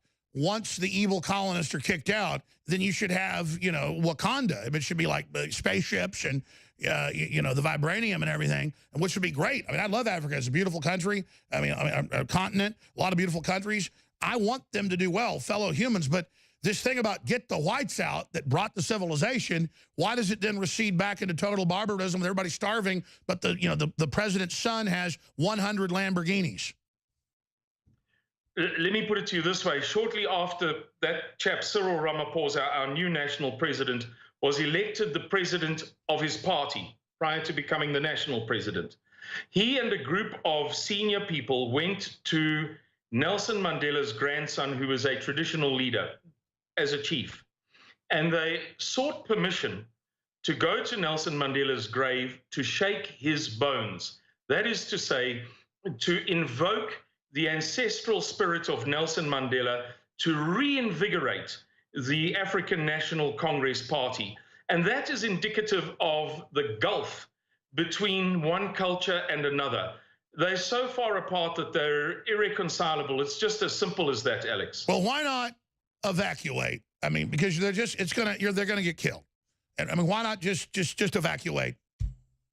No. Our forefathers built this land with faith in God, blood, sweat, and tears, Alex, and they built something beautiful. We will not go. We will not capitulate to the face of barbarianism. It's an unacceptable proposition. We will stand here. But we don't want everybody to die. We don't want everybody to die, but they're going to die. They're going to kill you and then kill themselves. You can't help them. You're standing in the way Alex, of Wakanda. we are going to stand if we are the last Christian nation in the history of the world that stands for Almighty God. We will stand and fight and die here. Watch us. No, I actually respect that and I understand it. And I know what you guys have been through. It's been hellish. I know you've been really good to the locals, built everybody up, the population exploded. And there's a lot of black folks that actually don't want to see everybody go. But, they get killed and hacked up, don't they? I read about it all the time that the blacks that want to work with everybody, they get killed, don't they? Yeah, it's a very, very big problem. That factor is referred usually as intimidation. So in other words, anybody who doesn't toe the party line gets chopped to pieces. There are tens of thousands of examples. Didn't Winnie used to hang the gasoline tires over little kids' heads? Her favorite thing, she said, was hearing little kids' heads pop, and then they like to do that. The necklacing is what it's called. It's very liberal. We'll be right back. Simon Roche is a leader of a Christian organization, and I've studied the factions and things. It's very fascinating. I've read quite a few books on it in South Africa and how the country got set up, the different factions that were involved, the Zulus, and then the ANC, and then the Afrikaners, the Dutch that were Protestants, and then the British came in the Boer War, and Winston Churchill. And I probably only read 8, 9 books on it. That sounds like I'm bragging. That's actually not a lot. It's very interesting. So why don't you just quantify who you guys are, the biggest group still of farmers, going back to Dutch background and others, holding on, feeding a large portion of the country, kind of like Amish do in several South American countries where they produce over 80%. So you're kind of Amish-like folks that went to South Africa, and now they're announcing they're going to kill you. They are killing you. The second largest party says they're going to start killing you. The president says, no, we're just going to take their land and just throw you out into the bushes. And you got really mad earlier, and I wasn't trying to get you riled up. I was just saying, why not evacuate it? And you got pretty animated there. So tell us who you are, and for people out there watching, quantify that. This is a short segment. We'll come back to the next. And then talk about why you're so dedicated. Well, our organization is called Suidlanders, which means Southlanders. We are the largest non-state-owned civil defense organization in the world, and we're constituted under international law, particularly Protocols 1 and 2 additional to the Geneva Conventions, which make specific provision for identifiable ethnic groups to group together in conditions of conflict where they are threatened. And we are preparing for a civil war, the civil war that has now been promised to us by our former president, by Julius Malema, by the head of the Constitutional Court of South Africa. The list just goes on, and not least our Minister of Defense, who recently promised a genocide. This was broadcast. That's right. The communists run the Defense Department in South Africa now. Yeah, absolutely. Bear in mind that the African National Congress political party is actually only 1/3 of a greater organization. 1/3 of it is the political party, 1/3 of it is a trade union organization, and 1/3 of it is the South African Communist Party. Indeed, Nelson Mandela remained... Well, they've always been the heart of it, for those that don't know. But expanding on this, the left always does this everywhere. They say, whether it's just an issue between communist and capitalist, or whether it's black or white, they say, be liberal, let us take over, we'll be sweet. Then they always enslave and kill. Venezuela, it's not even cultural, it's political. They were as rich as the U.S. or richer, just like Argentina. Now they're eating out of trash everywhere. Total collapse. Thousands are dying a week from starvation, but the government passed a law where you can't call it starvation. I mean, this is what communists do. This is what they do, Alex. They always do it, and there's never an exception. And you can see it, and I say this in humility and respect. You can see it in certain United States cities that I visited for 6 months last year. That the trend is so clear and so consistent and so reliable and so dependable, there's just no argument to be held about this. Our goal is to safeguard the welfare of non-combatant civilians in a crisis which we are preparing for right now, and which we've recently been promised repeatedly. As I say, we're going to go to break, but give us a timeline. 10 years ago, people didn't listen to you. Now everybody's listening because it's happening. Yeah, that's right. People are listening, and we are trying desperately, last minute, to try and prepare for it. And that's why we are begging the world to support us. We just started a free starter campaign in the USA with Charles C. Johnson and the support of some American senators. And we are imploring people, please help us. We desperately need help. There is big trouble coming here. And we got George Soros in the WikiLeaks wants to overthrow Israel. And I mean, it's every Western little enclave is about to be annihilated. Why do you think that is? It's a thing that goes back thousands and thousands and thousands of years, Alex. This fight between good and evil is unrelenting. It's nothing special. It's nothing original. I see that you've just brought up the campaign. It kicked off about half an hour ago.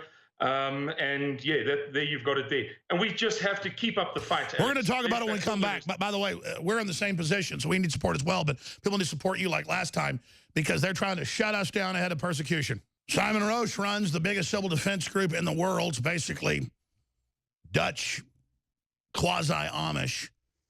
And a lot of them have been overrun. A lot of them have been killed. Just like in 5 other African nations, Zimbabwe, the most famous, there were, something like 1 million white farmers there. Then it fell down to less than 20,000. They were still producing almost all the country's food. Now they're all gone. Just a few years ago that the government raided the houses and mainly killed a few thousand elderly that just couldn't leave. They'd already given the farms over, the tractors, everything. They usually would move them into like a shed, and they just came in and blew their heads off. And the national TV celebrated it because it's liberal. You know, white people must be racist and bad. And now the country has completely collapsed into total hell on earth. And I just don't think the average leftist realizes that this whole communist programming and trying to make blacks racist and turning everybody against each other here in America is a communist tactic, and that Mandela was a communist. His wife famously would line up children and put tires over their heads, put gasoline in, and burn them up, and sit there and go, while they did it. This is who we're told to worship. You know, get rid of one thing, apartheid, that I think was bad, but you have to understand it's a total barbarous state with different groups, and the British came in and took control of it and then exploited it. I'm not bashing Brits. I'm Welsh. The point is the British Empire. And then you think of Afrikaners and other groups that were already there, in many cases living in peace with the natives, who wanted them to come in and create agriculture and jobs. And then now you've got black, racist, nationalist, communist saying, kill the whites. We just played that last hour. This is a nightmare situation. So you should support them. Their plight is very, very serious, and it's something that our media won't even cover. Remember all the free South Africa stuff? Well, I was for that, but I knew that it didn't need to be replaced with communism. It needed to be replaced with a more equitable, free market system. That hasn't been done. The multinationals are being more exploited than ever. They just get private mercenaries to guard the very mines instead of actually investing in the country. In fact, I've seen numbers that investment from the mines and investment from the big industrial agriculture is plummeted under black rule. I'm going to say that again. The black leaders are keeping the money for themselves. Not like the white leaders who were sharing power were putting it back in because they live there, stabilize things. Let's have a nice life. No. So, again, they're replacing one bad thing with something 50 times worse. We'll talk to him in a moment. But listen, folks, a lot of people have called me, friends, family, neighbors, and they've said, how are you taking it? Thousands of articles saying that it's all over TV, saying Alex Jones sexually assaulted male and female employees. And then you actually read the EEOC complaint, and it says, one time Jones hugged me and might have touched me a little bit on my butt. Not even true. And that sexual assault, I mean, it's not true. And then we're doing a bodybuilding shoot for a supplement ad, and I'm in a major editing suite with 4 different computers. I'm like, he doesn't look right, because later in the thing, he rips his shirt off like Hulk Hogan at Shane Steiner, and kind of fast forward it because it comes back with him with his shirt off and with the girls. And this is homoerotic, they're claiming. And we were Googling how to light a bodybuilder, because he was saying, man, it doesn't show my ripped chest for that shot right there. And I guess it's, the light wasn't right, but we just couldn't figure it out. And it says it. He came in, he saw it, he ran over to HR. They come and they go, Rob, it says how to light bodybuilding, and it's bodybuilders. We have that written up in HR. This is now national news that I was grooming him. He says, he says, Jones never asked me to go out with him. Jones never asked me for sex. Jones never nothing. This is a guy I've had over for Thanksgiving 3 or 4 times because he was a loner, and I kind of felt sorry for him. And he was kind of a smart writer in ways, but he was always too frustrated. And so Rob's a smart guy, but he just went downhill, and I really feel sorry for him. I mean, when you read the complaint, it says we wear Nazi shoes. It's what is that? Somebody mailed in things of Hillary with a Nazi symbol on her, some Japanese lady that sewed the shoes for us. I'm trying to find them. So much stuff comes in the mailroom, but doesn't matter. The media takes the EEOC complaint that's twisted and weird and deceptive, and it takes it and then ups its game. Like the Prairie Home Companion guy, the woman hugged him, her shirt went up, and she said he touched her skin, and they fired him. They're just setting a precedent. Meanwhile, you got all the pedophilia in Hollywood and the rest of it, so financially support us. We have to have a legal defense fund. And the best defense is a good offense. I've already launched stuff major this morning. If we have to do this and don't up the amount of money coming in, it will cut into production, it'll cut into operations, it'll cut into our reach and exposing news that they don't want exposed. We can't let them get us in a shrinking mode. Last year, they banned us off Google advertising. That cost us $5 million. You came through, you bought. It was just this same time, February, March last year. You came back, and within 3 months of extra orders and donations, we raised the $5 million it takes to run this. I'm going up on extra satellites. Affiliates are picking us up like crazy. The globalists know this. They're scared. This show is exploding. But it's exploding in the people we reach, not in money. Okay, so people on TV, UHF, VHF, cable watching us, they're not really buying stuff. It's talk radio. It's the Christian audience. It's patriots. It's that dedicated small percentage.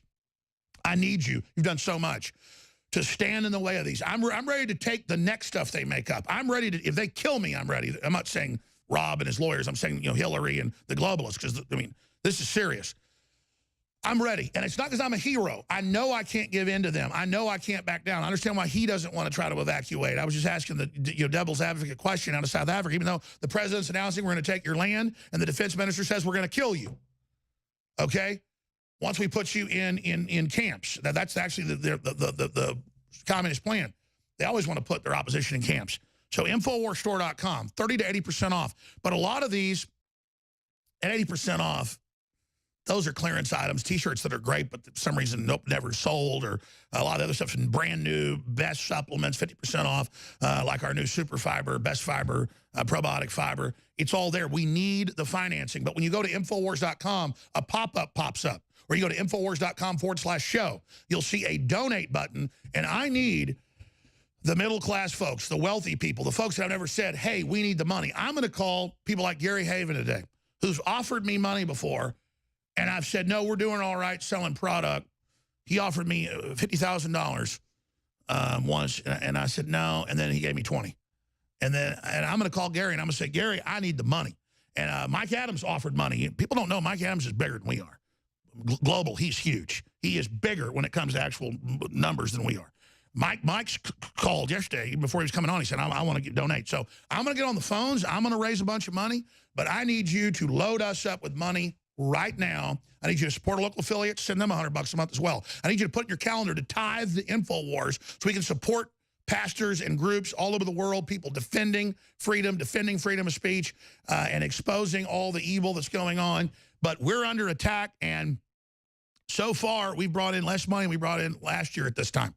$500,000 less. I met with the accountants yesterday, and I'm looking at a very aggressive program because I've got to stop this now while they're trying to pay people. Because I talked to the Daily Mail, they wouldn't deny that they were paying. I've got to let folks know that, listen, you know, we've got to have, I'm not going to say what we're going to do. It's all legal and lawful, but it's very aggressive. And so they want to fight, they better believe they got one. And that includes everybody involved. That includes everybody. So I need a lot of money, and I need it right now. And I commit to you 100% of the money that comes in donations and product sales this week will go to, I mean, already 95% of the money comes in here goes to this operation. Then I build up money to fight them and do this and that because, you know, we got to have some backup money. I don't give a rat's ass about things. I care about ideas and defeating the globalists. We're going to come back with our guests, finish up in the final segment, but I'm just telling you, this is a total war. They're taking off the gloves. You see it. You saw all the attacks this week. They took more of our sponsors. That's in the news. They tried to ban us off the internet. They're lying about who we are. They already tried to take my kids away. And I'm not complaining. I'm just saying this is a war. We're up against authoritarians and their useful idiots and their minions. And this is Hillary Clinton's former Maine lawyer. He brags about it, is the person running this suit and the whole EEOC thing. And they admit the thing's political. They say, we're full of crap, we need to be exposed. Yeah, right, we'll be back. Looking at the disinfo, there are thousands of articles a day coming out lying about me because they think if they can destroy us, they can destroy you, because they see this broadcast as the resurgence of America. We support Christianity, we support basic justice, but we're also open. We're also inclusive. Here's the cut. 4 psychology experiments on why Alex Jones is always taking his shirt off. Well, that violates the Goldwater rule of diagnosing somebody from afar. That's a violation of the code of the American Psychological Association, but they don't care. I've taken my shirt off probably 5-6 times in 23 years on air, and I do it as stunts like Hulk Hogan. Like where I'm a Hillary supporter that goes crazy and has to be restrained, so I pull my shirt off because it's an anti-Hillary shirt. It's an ad for the shirt. We sold almost 100,000 of them. It worked. Then I showed how I lost some weight when I was really fat. And then I've had people, listeners, take pictures of me. Like some of those were taken by tabloids. Like I'm in Hawaii, and they're taking pictures of me. Or once I went out in the snow and jumped in water. I mean, everybody else does it too. I mean, it's just crazy. Everybody else does it. So if I lose 30 pounds, I'm going to show you a picture like everybody else does. But then they go through, it's a show of dominance, it's all this other crap. No, it's called doing a show, and it's called having some fun. So we've got communists saying murder conservatives, murder libertarians, murder Trump, murder all the whites in South Africa. And their answer is how bad we are because I take my shirt off. It is simply incredible. And they never let us respond to it. They make false charges. All right, Simon Roche of the Southlanders, the Civil Defense Group, he was here with us last year, over 6 months ago, and he warned that the new president was about to get in, who said he wanted to take all the land from white settlers who'd been there 400 years in some cases. He has the emergency plan, the only one of its kind in the world. Yeah, nobody ever stands up. They just incrementally get picked off and picked off and picked off. Mainly they got to defend the old folks. And now they have the defense minister, who's #2 in the government, the communist leader, saying we're going to kill the whites. We just played those clips earlier. So please continue, sir, and tell folks how they can support your organization. Well, we have a good plan, we have good membership, and we have lots of experience, training, and skills. Unfortunately, in the new South African Rainbow Nation, as the liberals call it, we are persona non grata. It's very difficult for us to raise money. People have lost their jobs for less than supporting an organization like us. So we are asking for people to help us financially so that we can purchase diesel fuel, medicine, food, tents, and clothing for women, children, the elderly, and the disabled. We need support from the whole world. I have just received a message, I'll quote it to you. Julius Malema, who you had on earlier, says the following: "We want to teach these white people we mean business about property expropriation without compensation." He then went on to say, in front of a very excited audience, "We are going for your white man to cut the throat." And we just played him saying, you know, we're not going to kill you quite yet, but now he's saying that in your country, the defense minister you pay taxes to says he's coming to racially murder you. Yes, that's correct. Alex, things are reaching a crisis now. It has been building up for a long, long time, very gradually. Indeed, our new president, Cyril Ramaphosa, who you also had on earlier, is famous for having said some years ago, "We are going to treat the whites like a frog in hot water. We're going to boil them so slowly they won't realize until it's too late, and then they'll be dead." That's the situation we're in. It has been building up to this point, and now we're about to hit the wall at 100 miles an hour. A big crisis is coming here. We have never. Well, you can see that he's hyping people up. He's getting them ready to obviously invigor the Communist Party so it completely takes over and then has a red terror. Well, it's exactly as Dr. Gregory Stanton of Genocide Watch in Washington, D.C. said. He said this is the path that they follow. And right towards the end, they use this dramatic rhetoric to get the blood racing, and then they launch their Well, thing. let me say this. When somebody says we're coming to kill you because of your race and they're a defense minister, I'm not calling for this, but generally, if somebody ends up taking this guy out, he asked for it. And everybody around him. I mean, when they say, we're coming to kill you and your family because you're white, I'm the defense minister, he has that power to do it. He needs to be removed right now because this is unbelievable. Alex, it's not unique. It's a she as it happens, but it's not unique. You know, in the middle of last year... Well, I'm confused then. Julius Malema, leader of the Marxist opposition, we played the clip earlier, he said, we're going to, you know, we're not going to kill you all yet. And you were just quoting, I guess, one of his adjuncts, because these names escape me. Go back to, and just be clear. Who said the latest? The latest is from Julius Malema. I beg your pardon. I thought you were talking about the defense minister, which is a she. Okay, so, so she's doing it too. Julius Malema is the leader of the Marxists. That's right. And so you've got the defense minister, you've got, okay, I thought it was just him doing it. So you've got the defense minister, you've got the number 2 party, you've got the president saying, take your land. Good God. And boil them alive like frogs. And that it doesn't end there. The head of the Constitutional Court, the brother of one of our former presidents, the head of the African National Congress's private militia, of which Nelson Mandela was head, the very famous terrorist organization Mkhonto we Sizwe, which means the spear of the nation, in the middle of last year, said it is time now for blacks to come to training camps in the bush to learn to fight whites in a civil war. There are many people who are talking about this, Alex. But again, it happens in every African country where the whites are basically pushed into a minority position, Zimbabwe, you name it. Why do you think you're going to be different? Because you're ready for it? You've seen history? It's not that it's going to be different. We're going to suffer very, very badly. But we happen to be a group of people, and there are many of us, who are willing to stand for what's right, because it's not acceptable. And to leave here and to emigrate to America or Australia or New Zealand is not the solution. For our children to be exposed to the same perversity and pornography and abortion and drugs that is being implemented in all of the European-derived societies around the world. Sure, and the Islamists is being brought in. Sure, so I mean, to be clear, you're basically living a very Amish lifestyle, very close to that, Mennonite, just out there producing food for the rest of the country.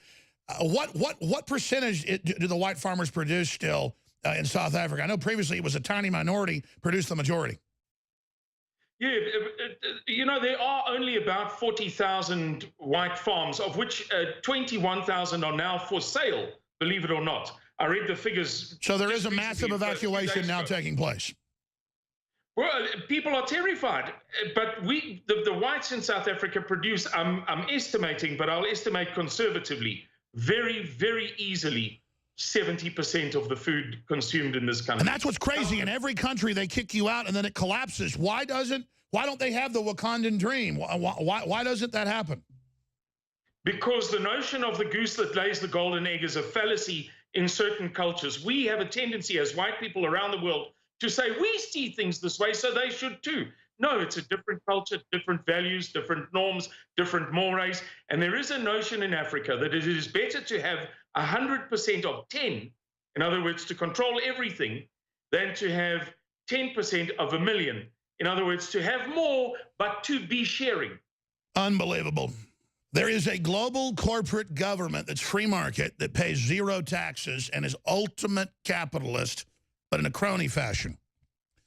Obama traveled to Africa. He traveled to South America just 2 years ago. Remember, he gave the speeches saying, now to graduate students, communism's good for you, but then capitalism's good internationally.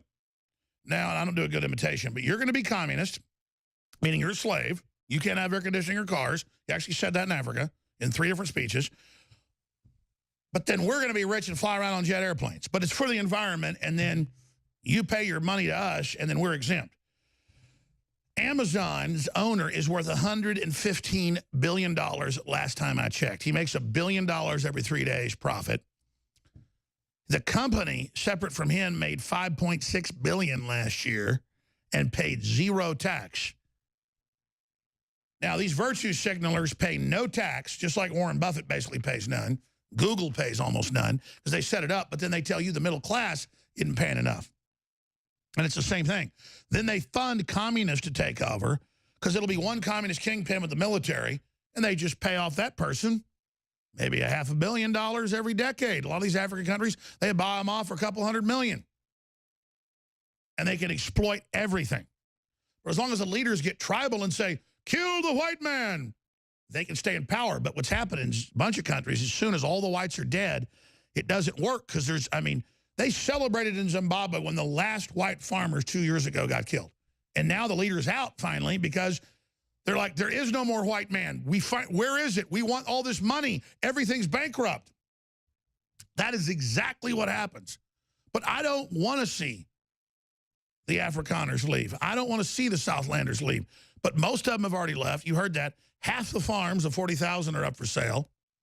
I don't blame them, but I get also sticking to it because when you've been bullied so much, you have nowhere else to go. They have attacked me, and I don't usually do this on the show, but I mean, look what it's like now. It's like they said, you know, Rush Limbaugh said that they were trying to promote black quarterbacks over white quarterbacks. Whether that was true or not, they tried to boycott him and remove him 10 years ago. Now we've moved on to Alex hugged me once and his hand went down a little far, and then that's not even true. And then the news calls it sex assault. And then there's bodybuilding on a computer because we're trying to light a bodybuilding shoot, and that becomes gay porn, and that becomes gay, what was it called? Being groomed. I mean, can you imagine? Can you imagine how ridiculous? But they don't care. It's the headlines.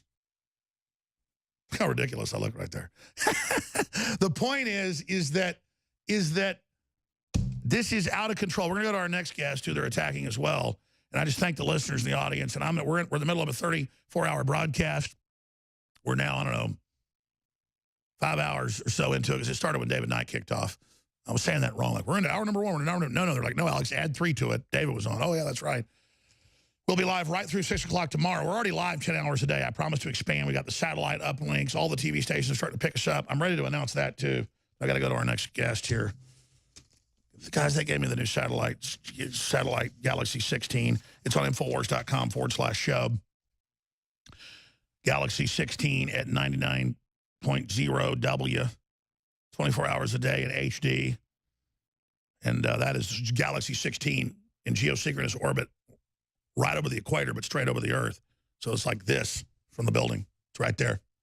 And that baby's right over. And then we've got 14 over here. We're getting this other one, and that's going to hit Europe and Africa. So we're like over the U.S. and then out over here into Asia and then blasting into Europe and then into most of Africa. And, I mean, it's on, folks. We're in a fight here. And like industry people go, why do you want to be on in Africa? Or why do you want to be on in Asia? You don't get any orders from there, any sponsorship. Our sponsorship's freedom. There's no real voice of America anymore. We've got to do it, people. And so that's why we're under attack. We're the real voice of America. We're promoting basic Americana, good values, free market. We're fighting communism, and we're under hellish attack. But again, I take that as being over the target. Both my grandfathers were in the Army Air Corps in World War II. Both almost died, one in a crash landing. And then my other grandfather was out of North Africa bombing the Germans in Italy. And he got heat stroke. And he'd been in over 20 missions already and volunteered for more, catch 22. And then they put another pilot in. He was a pilot, and the plane blew up over Sicily, bombing German targets. And he always talked about how guilty he was that he had that heat stroke out working and digging. They were actually digging trenches for when the Germans were strafing him in North Africa. And he was out there all day in between missions because they'd have you fly a few missions, have a few days off. He had heat stroke.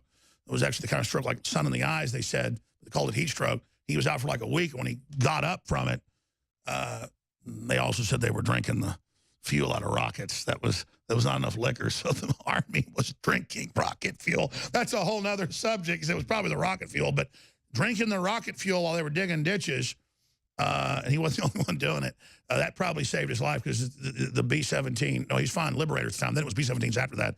The Liberator, they called it the flying coffin, because it blew up so easily, because of where they held the bombs. His whole crew got killed.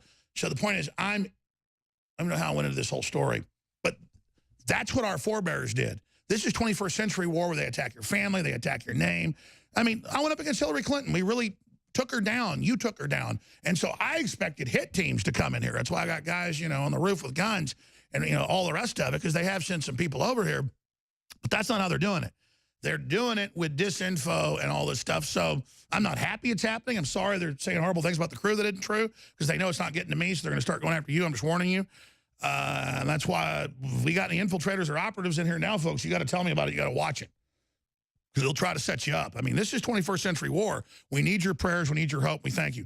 Going back to my guest, Simon Roche, we're on the same page of Southlander with the extermination. The president announcing they're taking your land. The defense minister announcing they're going to kill you. The number 2 minister, the communists, announcing they're going to kill you. Our media, total media dead silence on this. That after the apartheid dream is over, and now the dream of Mandela, like Winnie says, kill all the whites. We're right back to where we were with Mandela bombing white schools. Yeah, we're back. We've kind of come full circle. We're in a situation where the chickens have come home to roost, and we've got to deal with realities of unemployment and AIDS and massive corruption that, with all due respect, Alex, you couldn't even begin to imagine. It's a whole different story that would take hours to tell. Hundreds and hundreds and hundreds of billions being plundered all of the time, incessantly. And it just kind of pops up in the news and then it goes away. But our news are perverts, just like CNN and BBC and others are. They are, it's a defensible appellation to use. They are perverts. BBC covered something this morning on their homepage about one of Trump's, the main article, the lead article, one of Trump's ladies, assistants, whatever, I don't know what her role was, is leaving because she's achieved what she wants to achieve, in her words.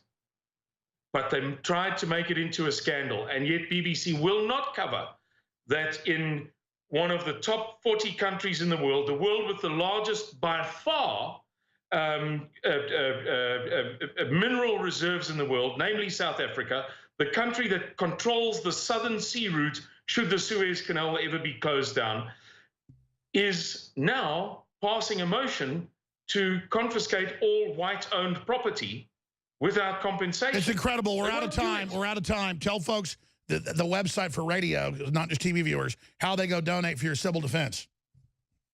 Please donate at Free Starter. It's an American organization, a crowdfunding organization owned by Charles Johnson. It's Free Starter /South Africa. Our own website is, and you can donate there too via PayPal, is Suidlanders.org, SUID, Landers.org. All right, thank you, brother. We're out of time. We'll talk to you soon. Incredible. You predicted it all last year. It's happening. InfoWarsStore.com, InfoWarsLife.com. We need to really raise massive funds to fight these allegations or they'll be successful. InfoWarsStore.com, 30 to 80% off store-wide. Right now, it's a total war. The Second American Revolution is global. Sometimes it's good to have an open mic we don't know is live. I have nothing to hide. It hurts me so bad what Trump's doing that I'm not holding back to defend him. I'm kind of shell-shocked right now. Because it always takes me about 6-7 hours to process some big betrayal. And then I just connect to God. And then it's all okay, and I'm ready to move forward. And I don't think Trump's betraying us, but these clips are sickening. I only played a few of them first hour, and I really should have been doing this whole show. But we're under so much attack. You've got Andrew Torba of Gab that Google's called to be shut down. They're not just censoring you off Google platforms. They're censoring people saying, oh, this is hate. Have ISPs block it. That's in the news. And then Gab is just a true don't be evil organization where there's liberal, conservative, pagans, Christians, all on there. And they're nice to us. And, they have our stuff on there. We're going to start posting some of our videos to a platform they're doing. We're doing one. Mike Adams is doing one. I'm all about us having our internet, but they're going after our credit card companies. They're going after our bank companies. They're making an example. They think you're cowards. And they think that if they can destroy me or destroy Trump and make us give in to them, that they're going to win. And all I know is I can't give in to bullies. It's just, I'm not a pig-headed person. I got beat up a lot when I was, in the 5th and 6th grade. But I hit puberty right about the 6th grade, and a couple years later that changed. And I'm not a vengeful person. A few of the guys that beat me up a few years later, a couple of them, one guy was in a coma for 2 weeks, and I shouldn't have done it. And I was like 14 and, slammed his head in the concrete a few times after he tried to beat me up again. I remember his mom was so mad and everything else. I'm like, he's on record starting a fight with me, lady. And so all I know is I'm not going to roll over. And we're going to win. We're winning. But even if Trump goes sideways, we're not stopping. So Andrew Torba joins us right now with all the censorship he's under, everybody else. Look at this, exclusive. Trump's Facebook engagement declined by 45% following algorithm change. No, that's breaking right now. I've talked to the president about this last time, I'm going to leave it at that. They make a big deal about when I talk to him. Stone's talked to him. I know for a fact, a member of his club, good friends with him, Chris Ruddy, talks to him every time about this. And the president just doesn't get it. He goes, well, I'm still on the air. They're not going to censor me. Yes, sir, they're censoring all the places we magnify you. He thinks the guy with the beard or whatever, this new that ran the internet stuff before is the reason he won because Kushner told him. And I'm not against Kushner, but the guy's the reason you won. If you want to pick somebody, his name's Matt Drudge. He's not the guy with the beard, like an Afrikaner outfit, but he's not from Africa. So public wants big tech regulated. That's a big Axios story.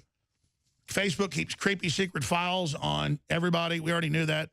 So let's go to Andrew Torba. We'll keep him some of the next hour. I apologize, I'm ranting. We've got 30 to 80% off store-wide, but that isn't enough to fund us because a lot of that's lost leaders. Biggest sales ever, InfoWarsStore.com during this 34-hour Paul Revere emergency broadcast that we were already doing because of this, but now it's totally an emergency. We need you to donate. You go to the Support Us link on InfoWarsStore.com on the front page, and the bottom thing is donate right there. Right over on the right-hand side says InfoWars Life, Health and Wellness, Preparedness, Media, Gear, Specials, and Support Us. And when you click Support Us so we can show people, and then that goes down to donations. We need people to donate. And by the way, I've never done this where I actually call rich donors that I know are out there. Oh, it's happening today because we have to defend the First Amendment. We have to get on the offense because I can't just let people say that we're wearing Nazi tennis shoes and that we hate Jews and all these other lies and just made up crap. We have to go after this because, again, the Daily Mail wouldn't deny paying money, and that is next level. So we're on it like Donkey Kong. Okay, gab.ai.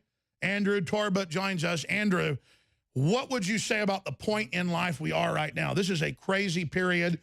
The assault is just exponential.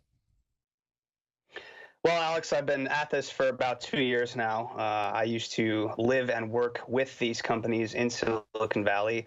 I have many patriot friends that still work inside of these companies and feed me and us information. And I've been predicting this stuff for about a year now. It is only going to get worse. They are going to continue to censor and stop the free flow of information. They are going to continue to prevent President Trump from getting his message out to the people. You just pulled up an article before. Facebook made an algorithm change earlier this year, and they claimed that they want to connect you more with your friends and family for your own well-being. And this is the new narrative of Silicon Valley. They're focused on the well-being and the mental health of their users. Happiness, goodness. Right. Apparently, these smug Silicon Valley elites know what's best for us normal, average, everyday, blue-collar, working-class people. It's really astonishing what's happening. You know, we see Hillary Clinton tweet earlier this week that we should all care about how social media platforms play a part in our democratic process. And she actually makes a veiled threat here. She says, unless it's addressed, it will happen again. And the midterms are in 8 months. We owe it to our democracy to get this right and fast. That's right. Fix the internet so people can't communicate, decide they want free market. They've got to choose us. They've got to choose the globalists. They've openly declared war and made the decision, and the corporations have done it, as News Corp said 3 weeks ago. They're a big part of this. Their CEO said, we met with all the tech heads. We've decided to censor the web to make more money. So the real reason the companies are doing is knock out all the real communication, have bots go out. This is amazing.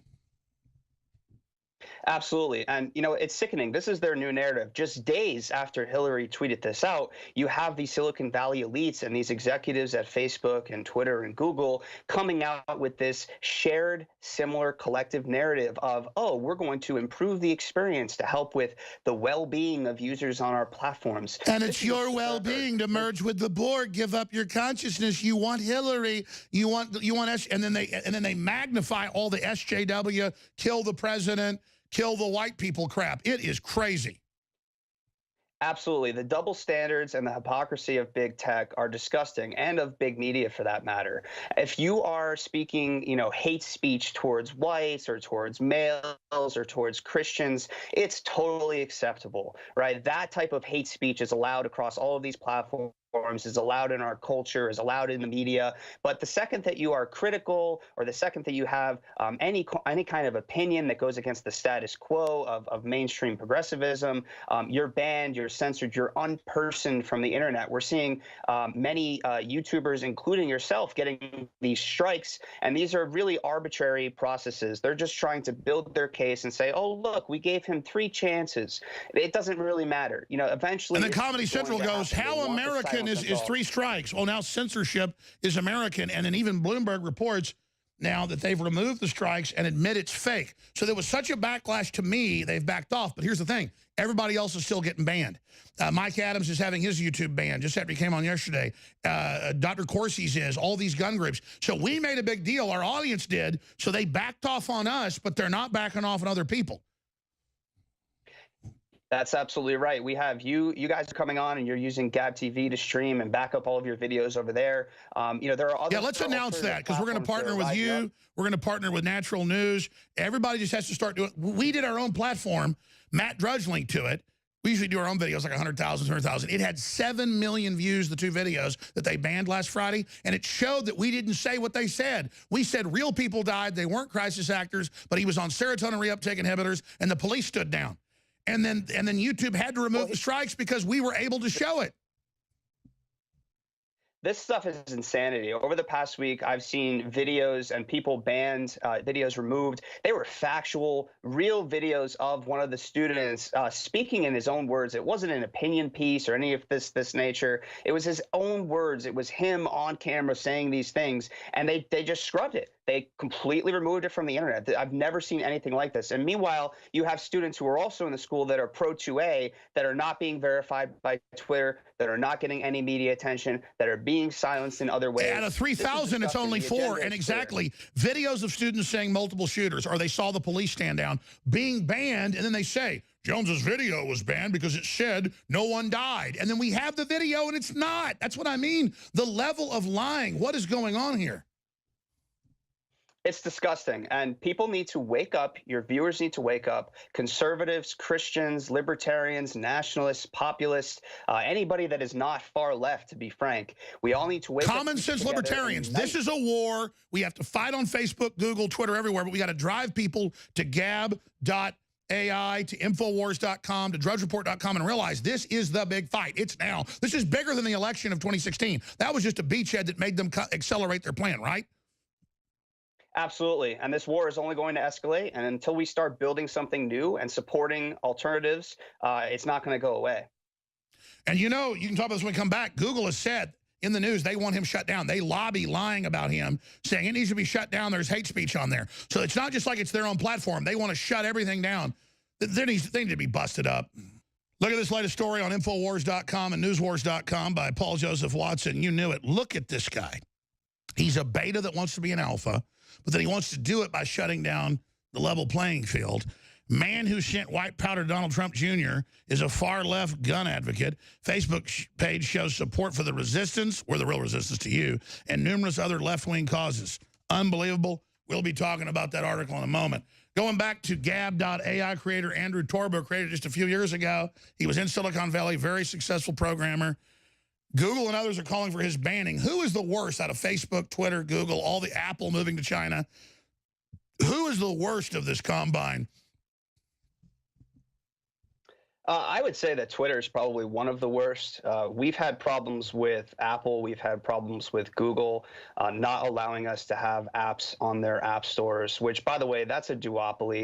You know, they control and own and operate. Oh, yeah, 500,000 for not baking a gay cake. I'd bake the cake. I agree. But you let us have our damn apps. You don't keep us from the market. Make the app. Oh, sorry, go ahead. Yeah, exactly. Bake the cake. Well, how about make the app, right? Allow the app on the app store. So here's the thing, Alex. I think that, you know, these companies, they need some form of regulation. The government needs to step in. And this is tough for me as a free market conservative, right? You know, it's but that's where government comes in when it's free market, is to protect it. And by the way, national poll, since you mentioned, I'm interrupting, you're just totally on target. Axios, which is, of course, Politico, since they're discredited as a new name, public wants big tech regulated. They are pissed. Absolutely. Yeah, the public sentiment is shifting rapidly. And this is actually something that both the left and the right agree on. We are both, on both sides of the political aisle, fed up with big tech and with Silicon Valley. Now, it may be for different reasons, and we may have different ideas of how to solve that problem. But the honeymoon with big tech is over. The honeymoon is over. Right. Absolutely, without a doubt. Keep going. Sorry. So I think that regulation is coming, and the Trump administration needs to do something. They need to do something before the 2020 campaign kicks off. And actually, you mentioned Brad Parscale, Trump's new campaign manager. He is actually very red-pilled on this problem. He's tweeted about it several times, about the bias and the double standards of big tech. And he sees the data firsthand. He, better than anyone else, knows what's happening and can see this happening right in the data, right in front of his face. So we're hoping to get in touch with him to be able to work together and expose what's going on, and hopefully build a new platform for Trump supporters for the 2020 election, because guess what? They're being no platformed everywhere else. And Trump's got such magnetism, if he just stays true and doesn't become a gun grabber, we'll create the biggest website in the world. Trump can have that. And by the way, when I said Brad, you know, Pascal shouldn't get all the credit, I'm just saying they say he's why Trump won. No, Drudge, the American people, all of us. Okay, it's not about going, oh, wait, we get the credit. It's about don't give credit where it ain't due, because then we'll lose. We need to, it's all of us. It's you being active. I don't like this one person did it. That's a load of horse manure. It isn't Trump. It isn't Drudge. It isn't me. It's all of us together. And that's why all of you are so important, to be active and not be passive and just think somebody else is handling it. But let's talk with a really smart guy, Andrew Torba of Gab.ai, with our next co-host about what do we do then? We know something's about to happen. What do we do? Andrew Torba of Gab, one of the only big independent social media networks that isn't censored. It's libertarian. Everything, pagans, Christians, Muslims, agnostics, libertarian, you know, communists, conservatives, liberals. It's all there. He's making some really great points, and I'm ranting because I'm under total attack, and I can feel the energy of the enemy intensifying. I can see it, and it just has my will just rising to just uncontrolled levels. This is the animating contest of liberty Jefferson talked about. I don't like the fact they're so evil and so bad, but their commitment to destroy us, just absolutely sets my hair on fire. I mean, I've just got chills all over right now. I've got so much energy, it's unbelievable. And I'm glad they're admitting how evil they are. They want censorship net-wide. So we're talking about solutions. What does Trump do? Now, by the way, when Anthony Cumia is done, I'm going to come back and I'm going to be on a bunch for the next 30-something hours. We're doing a 34-hour broadcast. Is Trump betraying the Second Amendment? And the answer is, I know in my gut and intellectually, I've studied it. No, he has these free-flow listen sessions where he says what they want to hear, he says what others want to hear, and he says, hey, you may not get that, Dianne Feinstein, but put it in there and we'll see if it passes. He's being magnanimous, like, oh, let me hear what you want with the Dreamers. Maybe if they have been here 20 years and are not criminals, we'll have them. And they go, we want total legalization even of felons and total chain migration, and the end of the border is completely in UN control of everything. He goes, whoa, they got nothing. He showed them as unreasonable. I'm not just defending Trump, but you judge a tree by its fruits. So far, we've gotten all this great reasonable stuff and turned things back, and they hate him, and we're killing TPP and the better jobs and better stock market.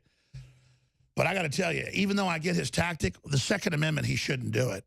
I could get it with Dreamers and other issues, but not with this, because you can't say, oh, well, I want to get rid of the due process, you know, when somebody's a killer. The due process was he was already adjudicated nuts and was on government drugs. He can't buy guns. Just like the shooter at the Texas church a few months ago. He'd been adjudicated in a mental institution, insane, escaped from it, and the Air Force didn't put it in the database. So he talks for 3-4 hours in a meeting. They take a few clips out of context, but still, Dianne Feinstein rubbing her hands together like the Wicked Witch of Satan, you know, and agreeing. It's just, it's too much. Anthony Cumia, and we'll go back to Mr. Torba and get his take on what does Trump need to do, Internet Bill of Rights, you know, break up these companies, point out what's going on. What do we do? Bill do platforms like compoundmedia.com, because he had the #1 show on terrestrial radio for a while, banned it because it was kind of libertarian. It wasn't liberal or conservative, so they really fear something that unifies. And then they #1 on XM, and that made people jealous, so he's kicked off because he said these people killing cops or people are savages. Well, I don't care if they're white or black, they are savages. Shoot some random cop. That's why I'm glad, rising like a phoenix, he has Compound Media that became an incubation, you know, dish for all these other great hosts that go and then come back. It doesn't matter. It's that we're fighting, and now the web itself they want to get rid of, the playing field. Even though the cards are stacked, we have the will, we're still winning, so they want to shut him down. That's why it's great to have him hosting with us, letting us kind of an emergency take over here, because I'm a sexual assaulter, according to Newsweek, and what was the other thing? And I'm grooming men for gay sex, because we're in a big editing suite and we're trying to light a guy for a bodybuilding shot. This is all admitted in HR. He said it. Yeah, it says how to light a bodybuilder, and there's images of men in this editing bay in Speedos. And we're like, that's all in HR. But the point is that he says, I went in and saw gay porn, and I think that's grooming for gay sex 4 years ago. And then a girl hugs me, she says, which I didn't even do, by the way. I won't be in a room with a woman. I'm like Pence. I won't get on elevators with women alone now. Seriously, I see one woman getting on, I don't do it. And then that is sexually assaulting her. I mean, that may fly in the fake news media. That's not flying even in front of a Democrat jury. My lawyers are good, and they say, my God, we've never seen something this ridiculous. I mean, this is, but let me tell you something. It doesn't matter. People walk by and say, you lost your kids, even though I didn't. People walk by and say, you know, all this stuff, because the left just takes talking points. They say that there's Mars bases I reported on that kids live on. I never said that. They just say it. But it doesn't matter. That's the zombie. So let me ask you, Anthony Cumia. We'll take over in a couple segments. Appreciate you letting me board this operation. You know, I really appreciate you doing what you do at compoundmedia.com. What in Hades is going on here? Because you know you're now on air with a sexual assaulter because a girl says she hugged me and I patted a little far too down, Anthony. Alex, first of all, damn, I love your show. I sit here before I get the honor of hosting that last hour, and I'm laughing my ass off. I'm entertained. I'm informed. It's fantastic. Thanks so much, man. You know, they have said things like this about me also. Sexual harassment. There's a great thing going around in some circles that I have sex with transsexuals. It's just an amazing, this is their tactic. They pull these things out. And I think because they see how well it works with the left, with the degenerates in Hollywood, they actually see that people get prosecuted. They get thrown out of their businesses and go, wow, let's just accuse the people we want out of existence and we want exiled to nowhere land. And we'll say that they're as big a degenerates as we are.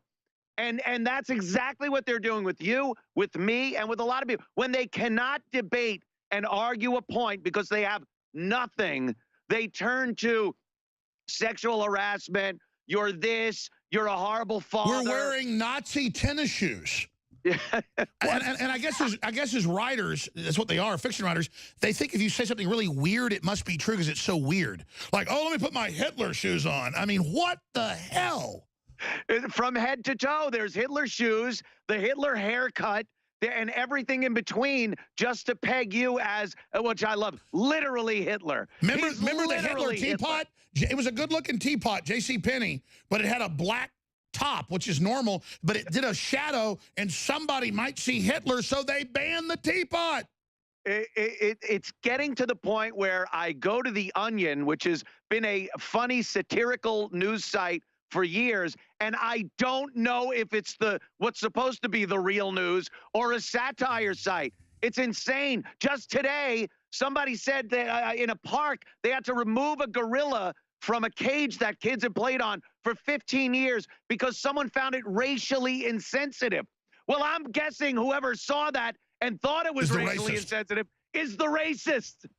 And kids love, they love horses, they love donkeys, they love chickens, they love pigs, they love gorillas, they love giraffes. I mean, I've got in my daughter's nursery, my 10-month-old daughter, we've got little paintings of Dr. Seuss, and we've got a Curious George painting. We've got a painting of a giraffe. Anthony, you just, oh my God, that's white supremacist. We've got curious. Yeah, I've never seen people that are more racist than the left. That's their whole gimmick. It's like saying Infowars is behind you and there's an O. Anthony Cumia put an image of someone's anus on TV subliminally. It's that delusional. Like, Anthony, why do you have that image of a man's? That's gay. Why do you have? Why are you, Anthony? Why are you grooming me for gay sex? There's an anus clearly right there. No, I'm going to sue you. I'm going to sue you. Why did you put a man's rectum in front of me? Why are you trying to have sex with me? The person that sees that has the problem. The person that actually came up with it is the lunatic. Exactly. What are those ink blots? What are those called? Oh, a Rorschach test. Rorschach. It's like crazy.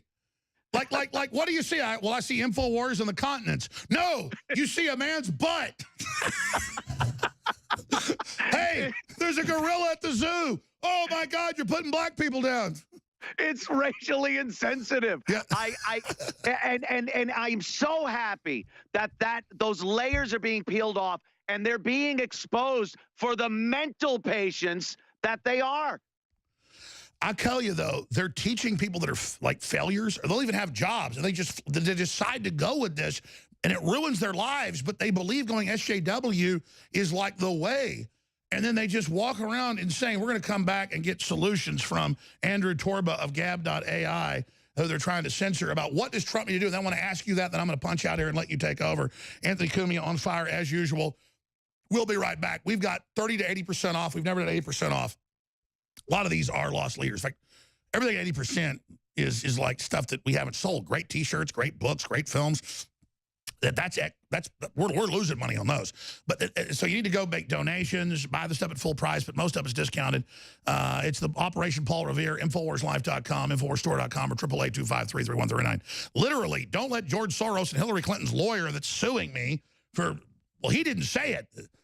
The media takes it and says, I sexually assaulted a woman. Rising Up. I ought to play this whole song because we're almost into the final stanza here where I totally win, as everybody knows. Another cheesy line from, what is it, Pat Benatar? The invincible winner. Ha, ha, ha. We can all smell it. We all know it. All of you are winners as well. Andrew Torba of Gab.ai, under globalist attack, massive independent social network. And, of course, Anthony Cumia, CompoundMedia.com, formerly top. I mean, I remember back here like 15, 20 years ago, like, you know, the Anthony Cumia show was like #1 in the morning all over the country. They got so mad at it. He made a fart joke. They banned him. They put him on XM, became #1, kicked him off there because he wasn't a communist. He wasn't an SJW. He's a libertarian. So let me ask you both this question. going back to Andrew Torba of Gab, what does the president need to do? Because I know we can get him messages. I mean, we got people in the White House. He is listening. Like you said, his new guy who was the head of his internet operation, Brad Pascal, you're saying he is more red-pilled and gets this is the whole fight. They're already happening for 2018, 2020. So we kind of got a twin problem now. What do you make of the Second Amendment comments versus also the internet? What does the president need to do? Sure. So I think he needs to take immediate and swift action. He needs to take this seriously. And we all, as his supporters, need to take this seriously as well. When you think about it, Alex, we're up against unlimited resources, both human and capital, total and complete control of the internet, total and complete control of the media, total and complete control of our culture and entertainment. And yet the elite fear us, and they do everything in their power to silence us. Why? Well, it's because what we have is more powerful than all of those things combined. It's ideas, it's passion, it's grit, it's authentic community, it's a sense of urgency. These are the things that empower us against the globalists and against the elites to get the truth out there. And I think in order for us to succeed, in order for us to defend the rights and the liberties that we all love, including the freedom of speech, including the Second Amendment, we need to stand up and fight back. We need to get loud, and we need to get the president's attention to take action on this. I agree, and it was the great French philosopher that said that no army can stop an idea whose time has come. If you look at Brad Parscale, I was pronouncing it wrong, I'm teleprompter free, if he gets that, it's great. But this is not a 2020 issue. This is happening. This is happening right now. And so, I mean, I agree. We need to do something now. They're moving against us because they know they're trying to dominate us. And I want to be online. That's more than 80% of the battle. But we should all do more demonstrations. We should shoot more things outside. We should talk to more people. We should get more people involved. The answer is more people speaking out with whatever their information is, whatever their worldview is, whatever their truth is from their perspective, and not cookie cutter. That's what's going to win. Anthony Cumia. Yeah, when you see people demonstrating on the left, like we saw last week, where those kids are demonstrating against the Second Amendment, and they're out there. Do you see people trying to silence them? Do you see protesters inciting violence against them? They're able to get up there, speak, and say what they want to say. And I have no problem with that. Go ahead. I never want to infringe on anybody's right to free speech. But the second a conservative, a libertarian, someone with a different viewpoint gets up and tries to talk, it's bullying. They have to be met with bottles, fire, flags, clubs being hit over the head. They do not want us to even speak, for us to even be heard. They call it hate speech. It has no place in the First Amendment. So where does it go, Anthony Cumia, if we give in? We know in every case in history, if we give in to this, I want to ask Mr. Torba that as well, where does it end if we give in? We know where it ends. It's a domino. We've got to hold the line. This is it. If you don't want to be Venezuela or North Korea, folks, this is it. Anthony? Absolutely. People like Andrew that are really gearing up and firing up a different platform for us, because Twitter is ridiculous. I don't know who's delusional enough to think this isn't an agenda-driven platform. You have people like Sarah Silverman, who is just apparently people thought she was funny years ago. She's up there now. She could say whatever she wants in whatever language she wants against somebody that she disagrees with. The second you turn and criticize her using the same language she used, mind you, you're thrown off of the platform. It is so biased. And by the way, bringing that up to you and then Torba, it's famous with Roger Stone.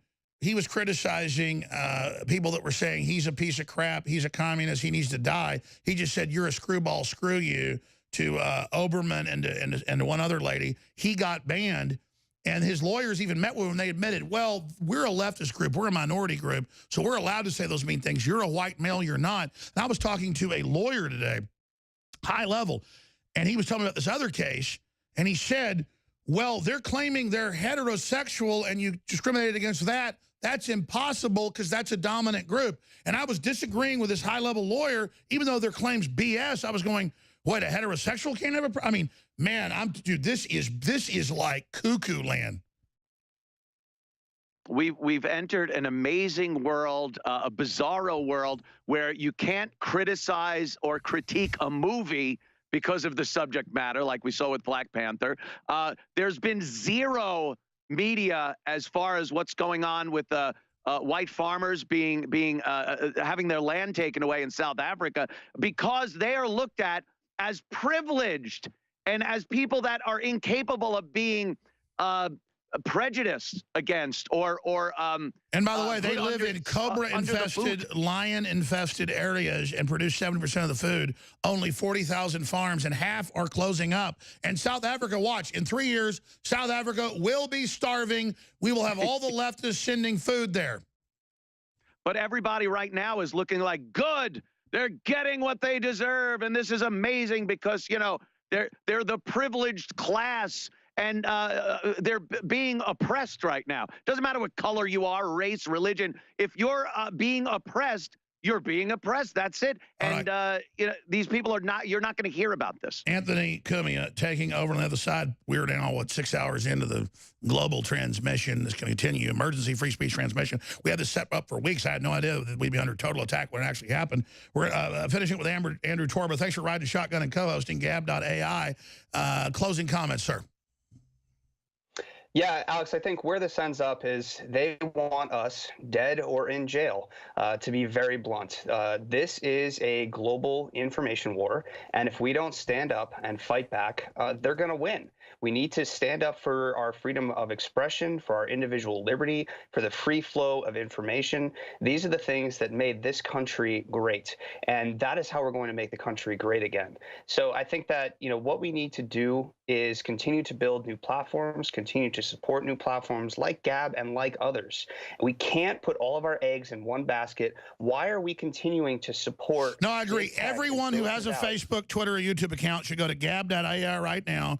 They should all get a profile, all be there, and then use Facebook to push to Gab. I've been saying this for years, and everybody should go to compoundmedia.com and sign up there and pick a show you want to subscribe to, because this is a war. And I'm telling you, it's not about me and some damn money. I got a family ranch and the whole 9 yards. I've spent my own money on this. I'm doing this because we got a bunch of globalists who are assholes. Excuse me, to delete that quickly, because they're allowed to cuss on everywhere else, but I can't. I tell you, they are a bunch of effing you-know-whats, but I'm going to stop right there. We're going to come back. Anthony Cumia is taking over straight ahead. It's up to you, America. And Anthony Cumia is riding shotgun. You know, I grew up not liking hype, not liking people bragging about stuff. So when we get up here and we tell you this is the epic fight for free speech, the draconian internet takeover is here, the solid war against the Second Amendment, everything, it is on.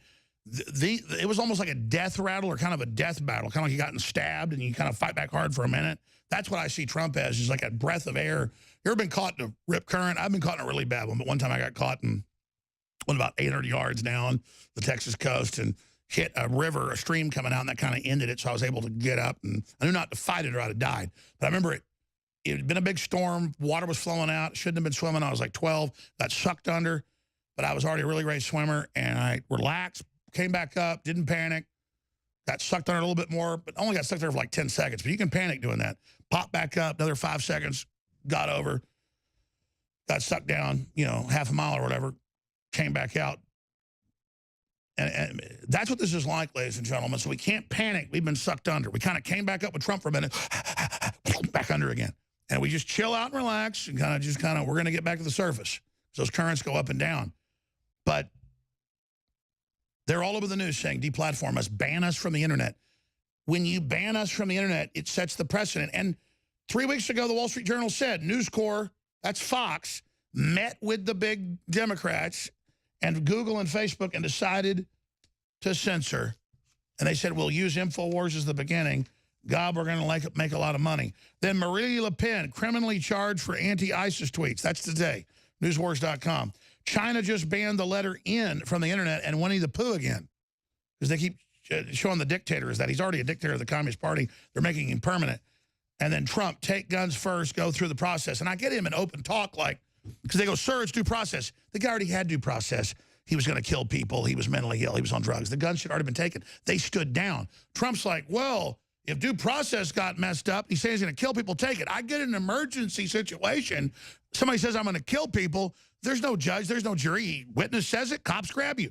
Trump just is in there talking for hours. And he says, oh, yeah, do this. And, hey, put in the bill what you want. Let's work something out. He did that on DACA. And they brought an unreasonable thing back. It fell apart. That's what he's doing, I think. But still, you want to drive your base away. Trump, I think, is making a big mistake. People are going crazy. Anthony Cumia of CompoundMedia.com. What do you think about this? Oh, absolutely. I was tweeting about this last night, and unfortunately, yes, tweeting. I wish I could get to everybody through a place like Gab, but until we really get a lot of people on Gab. No, we got to be on both. We got to be on all of it. You still got to be on both. But like you said, drive them toward the alternative to Twitter. But I was on there last night talking about this, and a lot of people worry that Donald Trump is going against what he said about the Second Amendment during his campaign. And I said, have you read Art of the Deal? The Art of the Deal. This is how he bargains. Now, I agree with you 100%. It's a very risky move to alienate that base that put you in office. But we all have to remember he's done this before. This is how he does it. He becomes a sympathetic person to the opposition. They're like, oh, look, he wants to work with us. It's formulaic, and I can't believe Feinstein and them don't get it. They believe, the left, the Democrats, and unfortunately a lot of his supporters believe what he's saying and take it at face value. This is how he negotiates. He gives them what they want, and then when they pour 10 times more on top and it gets shot down, he goes, well, I tried to make the kids safe. And he says that, exactly. He knows it's, I know he's doing that. So how do I respond to my listeners that are ready to tear my head off when I say that? Because I'm never going to steer people wrong. I may be wrong, but I'm telling you really what I believe. And Anthony, I agree with you. This is what he does over and over. Like, did we get DACA? No, because it was, no. So, I mean, did they get, no, are they trying to kill him? Are they trying to kill, yeah, they know. Yeah. He was talking about letting twice as many people in or to stay than they wanted. And everybody lost their minds. What? Where you ran on a campaign of building the wall because he tricked them. He tricked them to be arrogant and say no borders, world government, F you, you're a Nazi. Like everybody's legalized. F you, Nazi. He tricked them. Exactly.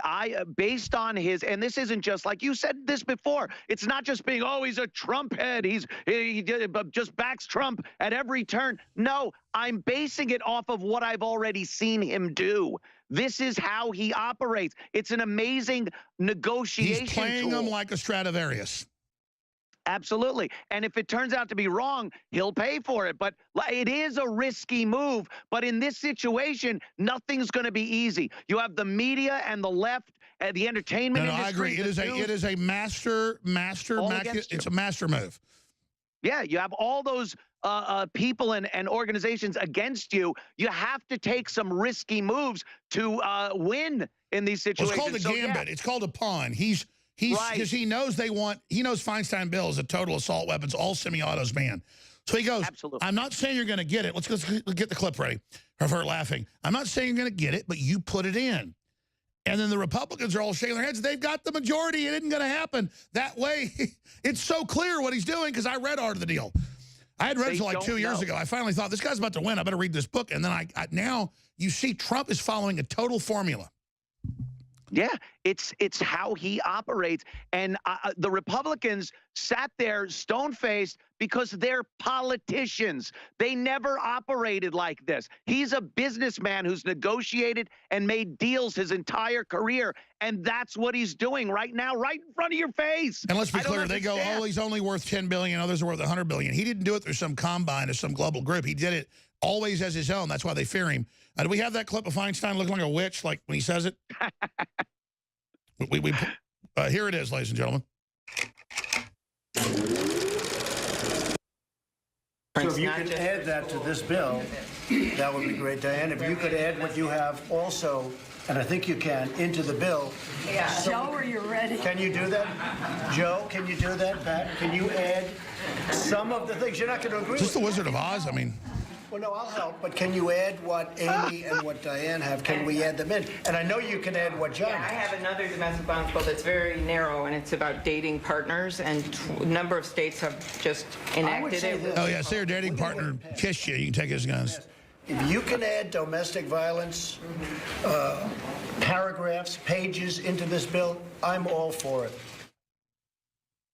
He's not all for passing it, he's all for it. Go ahead. Yeah, listen to his language right there. Add it in. I'm all for it. Now, he's all for gun control. He's all for adding it in. Just add it in. Go ahead. And notice he says it may not pass. It's total taking the piss out of him. He knows politicians are the greediest people you'll ever encounter. So and so you tell them, exactly, you tell them you're winning, they'll tell you who they really are. Yes, and they'll pile more things on any bill, and it will lose, and he looks like the good guy. It's so obvious, and it's brilliant. And he's done it before, and he's not let us down yet. Like he's told me personally, I will not let you down. But did you see Feinstein still doesn't get it? She can't even get the nomination of her own party. Yeah. That'll be a new meme. Oh, yes, my pretty. You will get all the legislation. I will get you and your little dog, too. You know, I heard she's going to be starring in the new Wizard of Oz. They're actually remaking it. It's ridiculous. I would look. I'm nervous because it is a big risk, and I don't want people that are disillusioned because he's working this tactic to get too nervous and back away from supporting him. But this is what he does. Have faith in the guy. For during the campaign and during his presidency. He hasn't let us down yet. He hasn't let us down yet. And but I mean, let me tell you, you know, he's not infallible. Way better than Hillary. We're going to see what happens. We're going to come back. Right. Anthony, I've been taking over here, which you don't mind. I know you like to be social. I love it, Alex. What else are you going to hit when we come back? I want to hit about the technology that's coming in, and we're putting surveillance in our own homes, and they're going to big corporations. Yeah, exactly. The NSA and the issue. It's Apple and Google and all these other pieces of crap who are already like kissing the communist Chinese. I mean, if you want to know how authoritarian the left is, they love communist China that kills Buddhists, Christians, you name it, for no reason. We'll be right back. By the way, George Strait's a listener, but he won't come on. I don't blame him. What an amazing guy from Central Texas. Remember one time I got invited to this birthday party for another musician, and they go, yeah, Ace in the Hole's playing tonight. You ought to hang out. George might make it. It was in between San Antonio and Austin. I said, after about 4 hours, I said, I'm going to go. 10 minutes after I pulled out of there, George Strait pulled up and played for an hour in a little honky-tonk out on, you know, some little road in Texas. That's cool. That was a Jimmy Vaughn party or something. I'm not name dropping. That's the really cool stuff right there. But Anthony Cumia is here just briefly. I'm not bitching. I'm not complaining. But I asked for this. They're trying to shut us down everywhere. They're saying in Newsweek I assaulted a woman sexually when the EEOC complaint says she hugged me and my hand went down too low, and that's not even true. Sexual assault is not a woman hugging you. They say me looking at pictures of bodybuilders for lighting an ad for a video we shot right in the studio is grooming somebody for gay sex. Newsweek doesn't show that. They just say Jones groomed people for gay sex. Well, nothing against gay sex, but I ain't doing it. So Anthony Cumia is riding shotgun here, normally honcho. All I'm saying is we got 30 to 80% off all products at InfoWarsStore.com. And a lot of those are lost leaders. We got a donate page. I never promote it. Infowars.com/show now has it. Infowars.com. You can also go to InfoWarsStore.com. There is a link there on the site for support us right up there on the corner. And if you click on that, then the bottom link is a donation. Straight up donations are great because then, you know, we sell some bottle of supplements for $30 and it's costing us, you know, 15 because we don't put crap in these. That's not a lot of money. And look, I'm not bitching, but it's a war. It's a fight. You want to fight, you want to win, this is it. We need people to go to InfoWarsStore.com and buy the products. And to sign up for auto ship, get an additional 10% off, even on stuff 80% off. Then it's a major loss leader. We're losing 30, 40% at that. We need you to support those local AM and FM affiliates. We need you to, you know, support everything because this is the fight, ladies and gentlemen. This is the real deal. And we've got Owen Schroyer coming up with the War Room. I'm going to be back tonight, right through tomorrow, with David Knight and a bunch of special guests. Well, we got Gerald Celente, we got Paul Watson, we've got all these folks. This is the fight for people that just want to have a free market and level playing field and aren't bullies. Even though CNN wants me banned off Google, YouTube, my listeners are like, well, let's file complaints on CNN, you know, when they're bullying some woman at her house in Florida saying she's a Russian agent for no reason.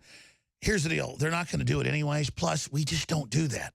We just adapt, we improvise, we overcome. But the night Trump won, I was like, leaned over, and Roger Stone goes, right here in the studio, he goes, what's wrong? And I said, this is the beachhead. I wanted this, but now they're going to fight 10 times harder. God, they're going to come after all of us. He's like, oh, just celebrate, celebrate. No, this is it. We owe it to our families to do the right thing. So I want to thank the listeners. I want to commend the listeners. But I want to tell you, and it's not that I'm an arrogant man. It's not that I'm a proud man. It's just that I want to do things myself. I've never taken a loan for this operation. I'm the type of guy that always, since even in high school, I bought my first used car when I was 16 with my own money. Then later, my dad bought me a new truck. He's like, I got a piece of crap. Here's a new truck. And then, but I love that car I bought myself. I built all this because of your support, because of you. You built Infowars. You are Infowars. But I'm going to get on the phone today, and I'm going to call some of the folks that have offered a lot of money. And I'm going to just say, because there's no strings attached anyways, but I'm going to say, listen, this is about all of us. I need a lot of money. And by the way, I don't just need that $500,000 or that $50,000 you offered. I need you to understand, unless you want to evacuate the U.S., I need everything you can give us. You can come and see what we're doing with the money. I want to get aggressive. I can do some Project Veritas stuff nobody's seen. I can break them with what they did with this Hillary lawyer, but I need major firepower. And I got an army of licensed former military people ready as private investigators and others, and our other forces who are ready to go. But they'll do it for free.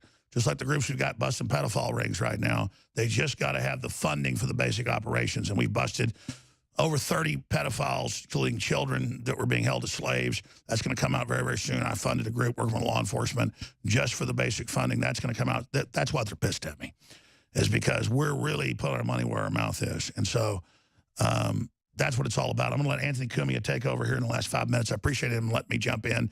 Infowarsstore.com, Infowarslive.com, 888-253-3139. Just make the donations. Whatever you do, spread the link, support the local affiliates. But we are on the field against the main enemy as your gladiator in this fight. And I never thought I'd be in this position. That's why I'm kindred spirit with Anthony Cumia, who's been censored and attacked because he wouldn't be anti-American when he had the #1 show on XM, the #1 show on terrestrial. That's why he's a rock star to me, because he didn't sell out. And everybody else, Milo, I don't agree with all his politics, but he got destroyed because he wouldn't sell out. Those are my heroes. So let's go to my hero, Anthony Cumia, for the last 4 minutes. Thank you, Anthony. Thank you, Alex. Unbelievable. It's happening. It's right out there in the open, too. This isn't some covert thing that the left is trying to pull. It's right there in the open. People are absolutely being censored, and they are trying to eliminate people from having a voice. And we see it every day. And we don't, Alex is right, we don't play by those tactics. We don't try to shut them down. I feel the more they actually talk, the more rope you're giving We beg them to come on the show, and they won't do it. All the time. All the time. And they just will not come on because they never have anything. They have the ability to call you every type of ist or phobe. They have the ability to make false allegations about sexuality and domestic violence and things, but they will not come on and actually argue a point. As far as the gun issue goes, I have never in my life seen a group of people so ignorant about the actual thing they are trying to take away. The laws, the rights, the mechanics of a gun, the laws to get certain weapons in this country. I've never seen a group of people completely ignorant about what they're trying to keep from people. And but that's the left. They'll call you a gun nut. They'll call you, you have the blood of children on your hands. Yeah, like all that stuff, instead of just having a logical, reasonable debate back and forth. I can't get a volley on social media to go past 2 exchanges before it turns into... They don't have enough honor. An honorable man or woman wants to be real and debate because they're followers. And this society's been so good. The West has been so rich. It's created a bunch of beta followers who want to then just shut down debate so they can claim they get the trophy but never won it. And that's what we were saying years ago. The first articles we read that said, can you believe this? They're giving kids participation trophies. Can you believe this? They're not keeping score in the sports in schools anymore because some people get hurt. They're not having Valentine's Day. You can't have a father-daughter dance anymore because some people don't. Disappointment is part of life. Unfairness. Hey, the times I've had my ass handed to me is when I became a man. Right, that's it. You have to know what it's like. Valentine's Day as a kid, when some kids are getting cards and other kids aren't, that's part of what you'll experience in life. You're supposed to learn about how to deal with people in a society. Because you've got to know, what's the song? You've got to know how to lose. It's that Aerosmith song from the late 70s. You've got to know how to lose and know how to win. Yeah, and that's absolutely true. And you're taking that away from kids who at this point have no idea of how to face-to-face actually talk to someone anyway because of social media. So you're taking away, when they are in school and they are together in a group, you're taking away all types of education that they would get on how to deal with people. You're teaching them, as long as you're in a leftist globalist cult and follow that, will let you spread your news and feel important, but you're a slave. It's not real. Anthony Cumia, compoundmedia.com. Amazing. I want to get you on as a guest in the near future, not just in the fourth hour. Oh, please. I appreciate you. Great lineup of hosts at compoundmedia.com. Everybody should go there and check it out. Everybody should donate, InfoWarsStore.com, or buy the products. That does it as well, but they're so discounted. We need to flood our operation with money, or we're going to be destroyed and be defeated. It's up to you if you're going to save us. Help us, listeners. You're our only hope. Princess Leia begs Obi-Wan Kenobi. Help me, Obi-Wan Kenobi. General Kenobi, your only hope. You are our only hope, and I know you'll come through. I love you. It's the Animating Contest of Liberty. War Room coming up. Ladies and gentlemen, these mics are terrible. Alex Jones on lead guitar.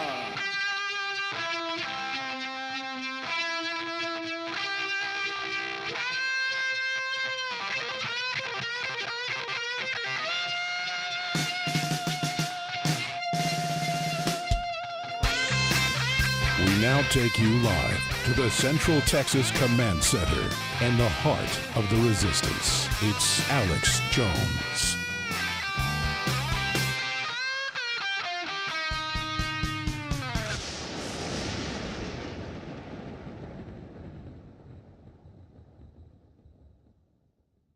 Introducing Icarin, a 30-day liver and kidney cleanse, exclusively available at InfoWarsLife.com.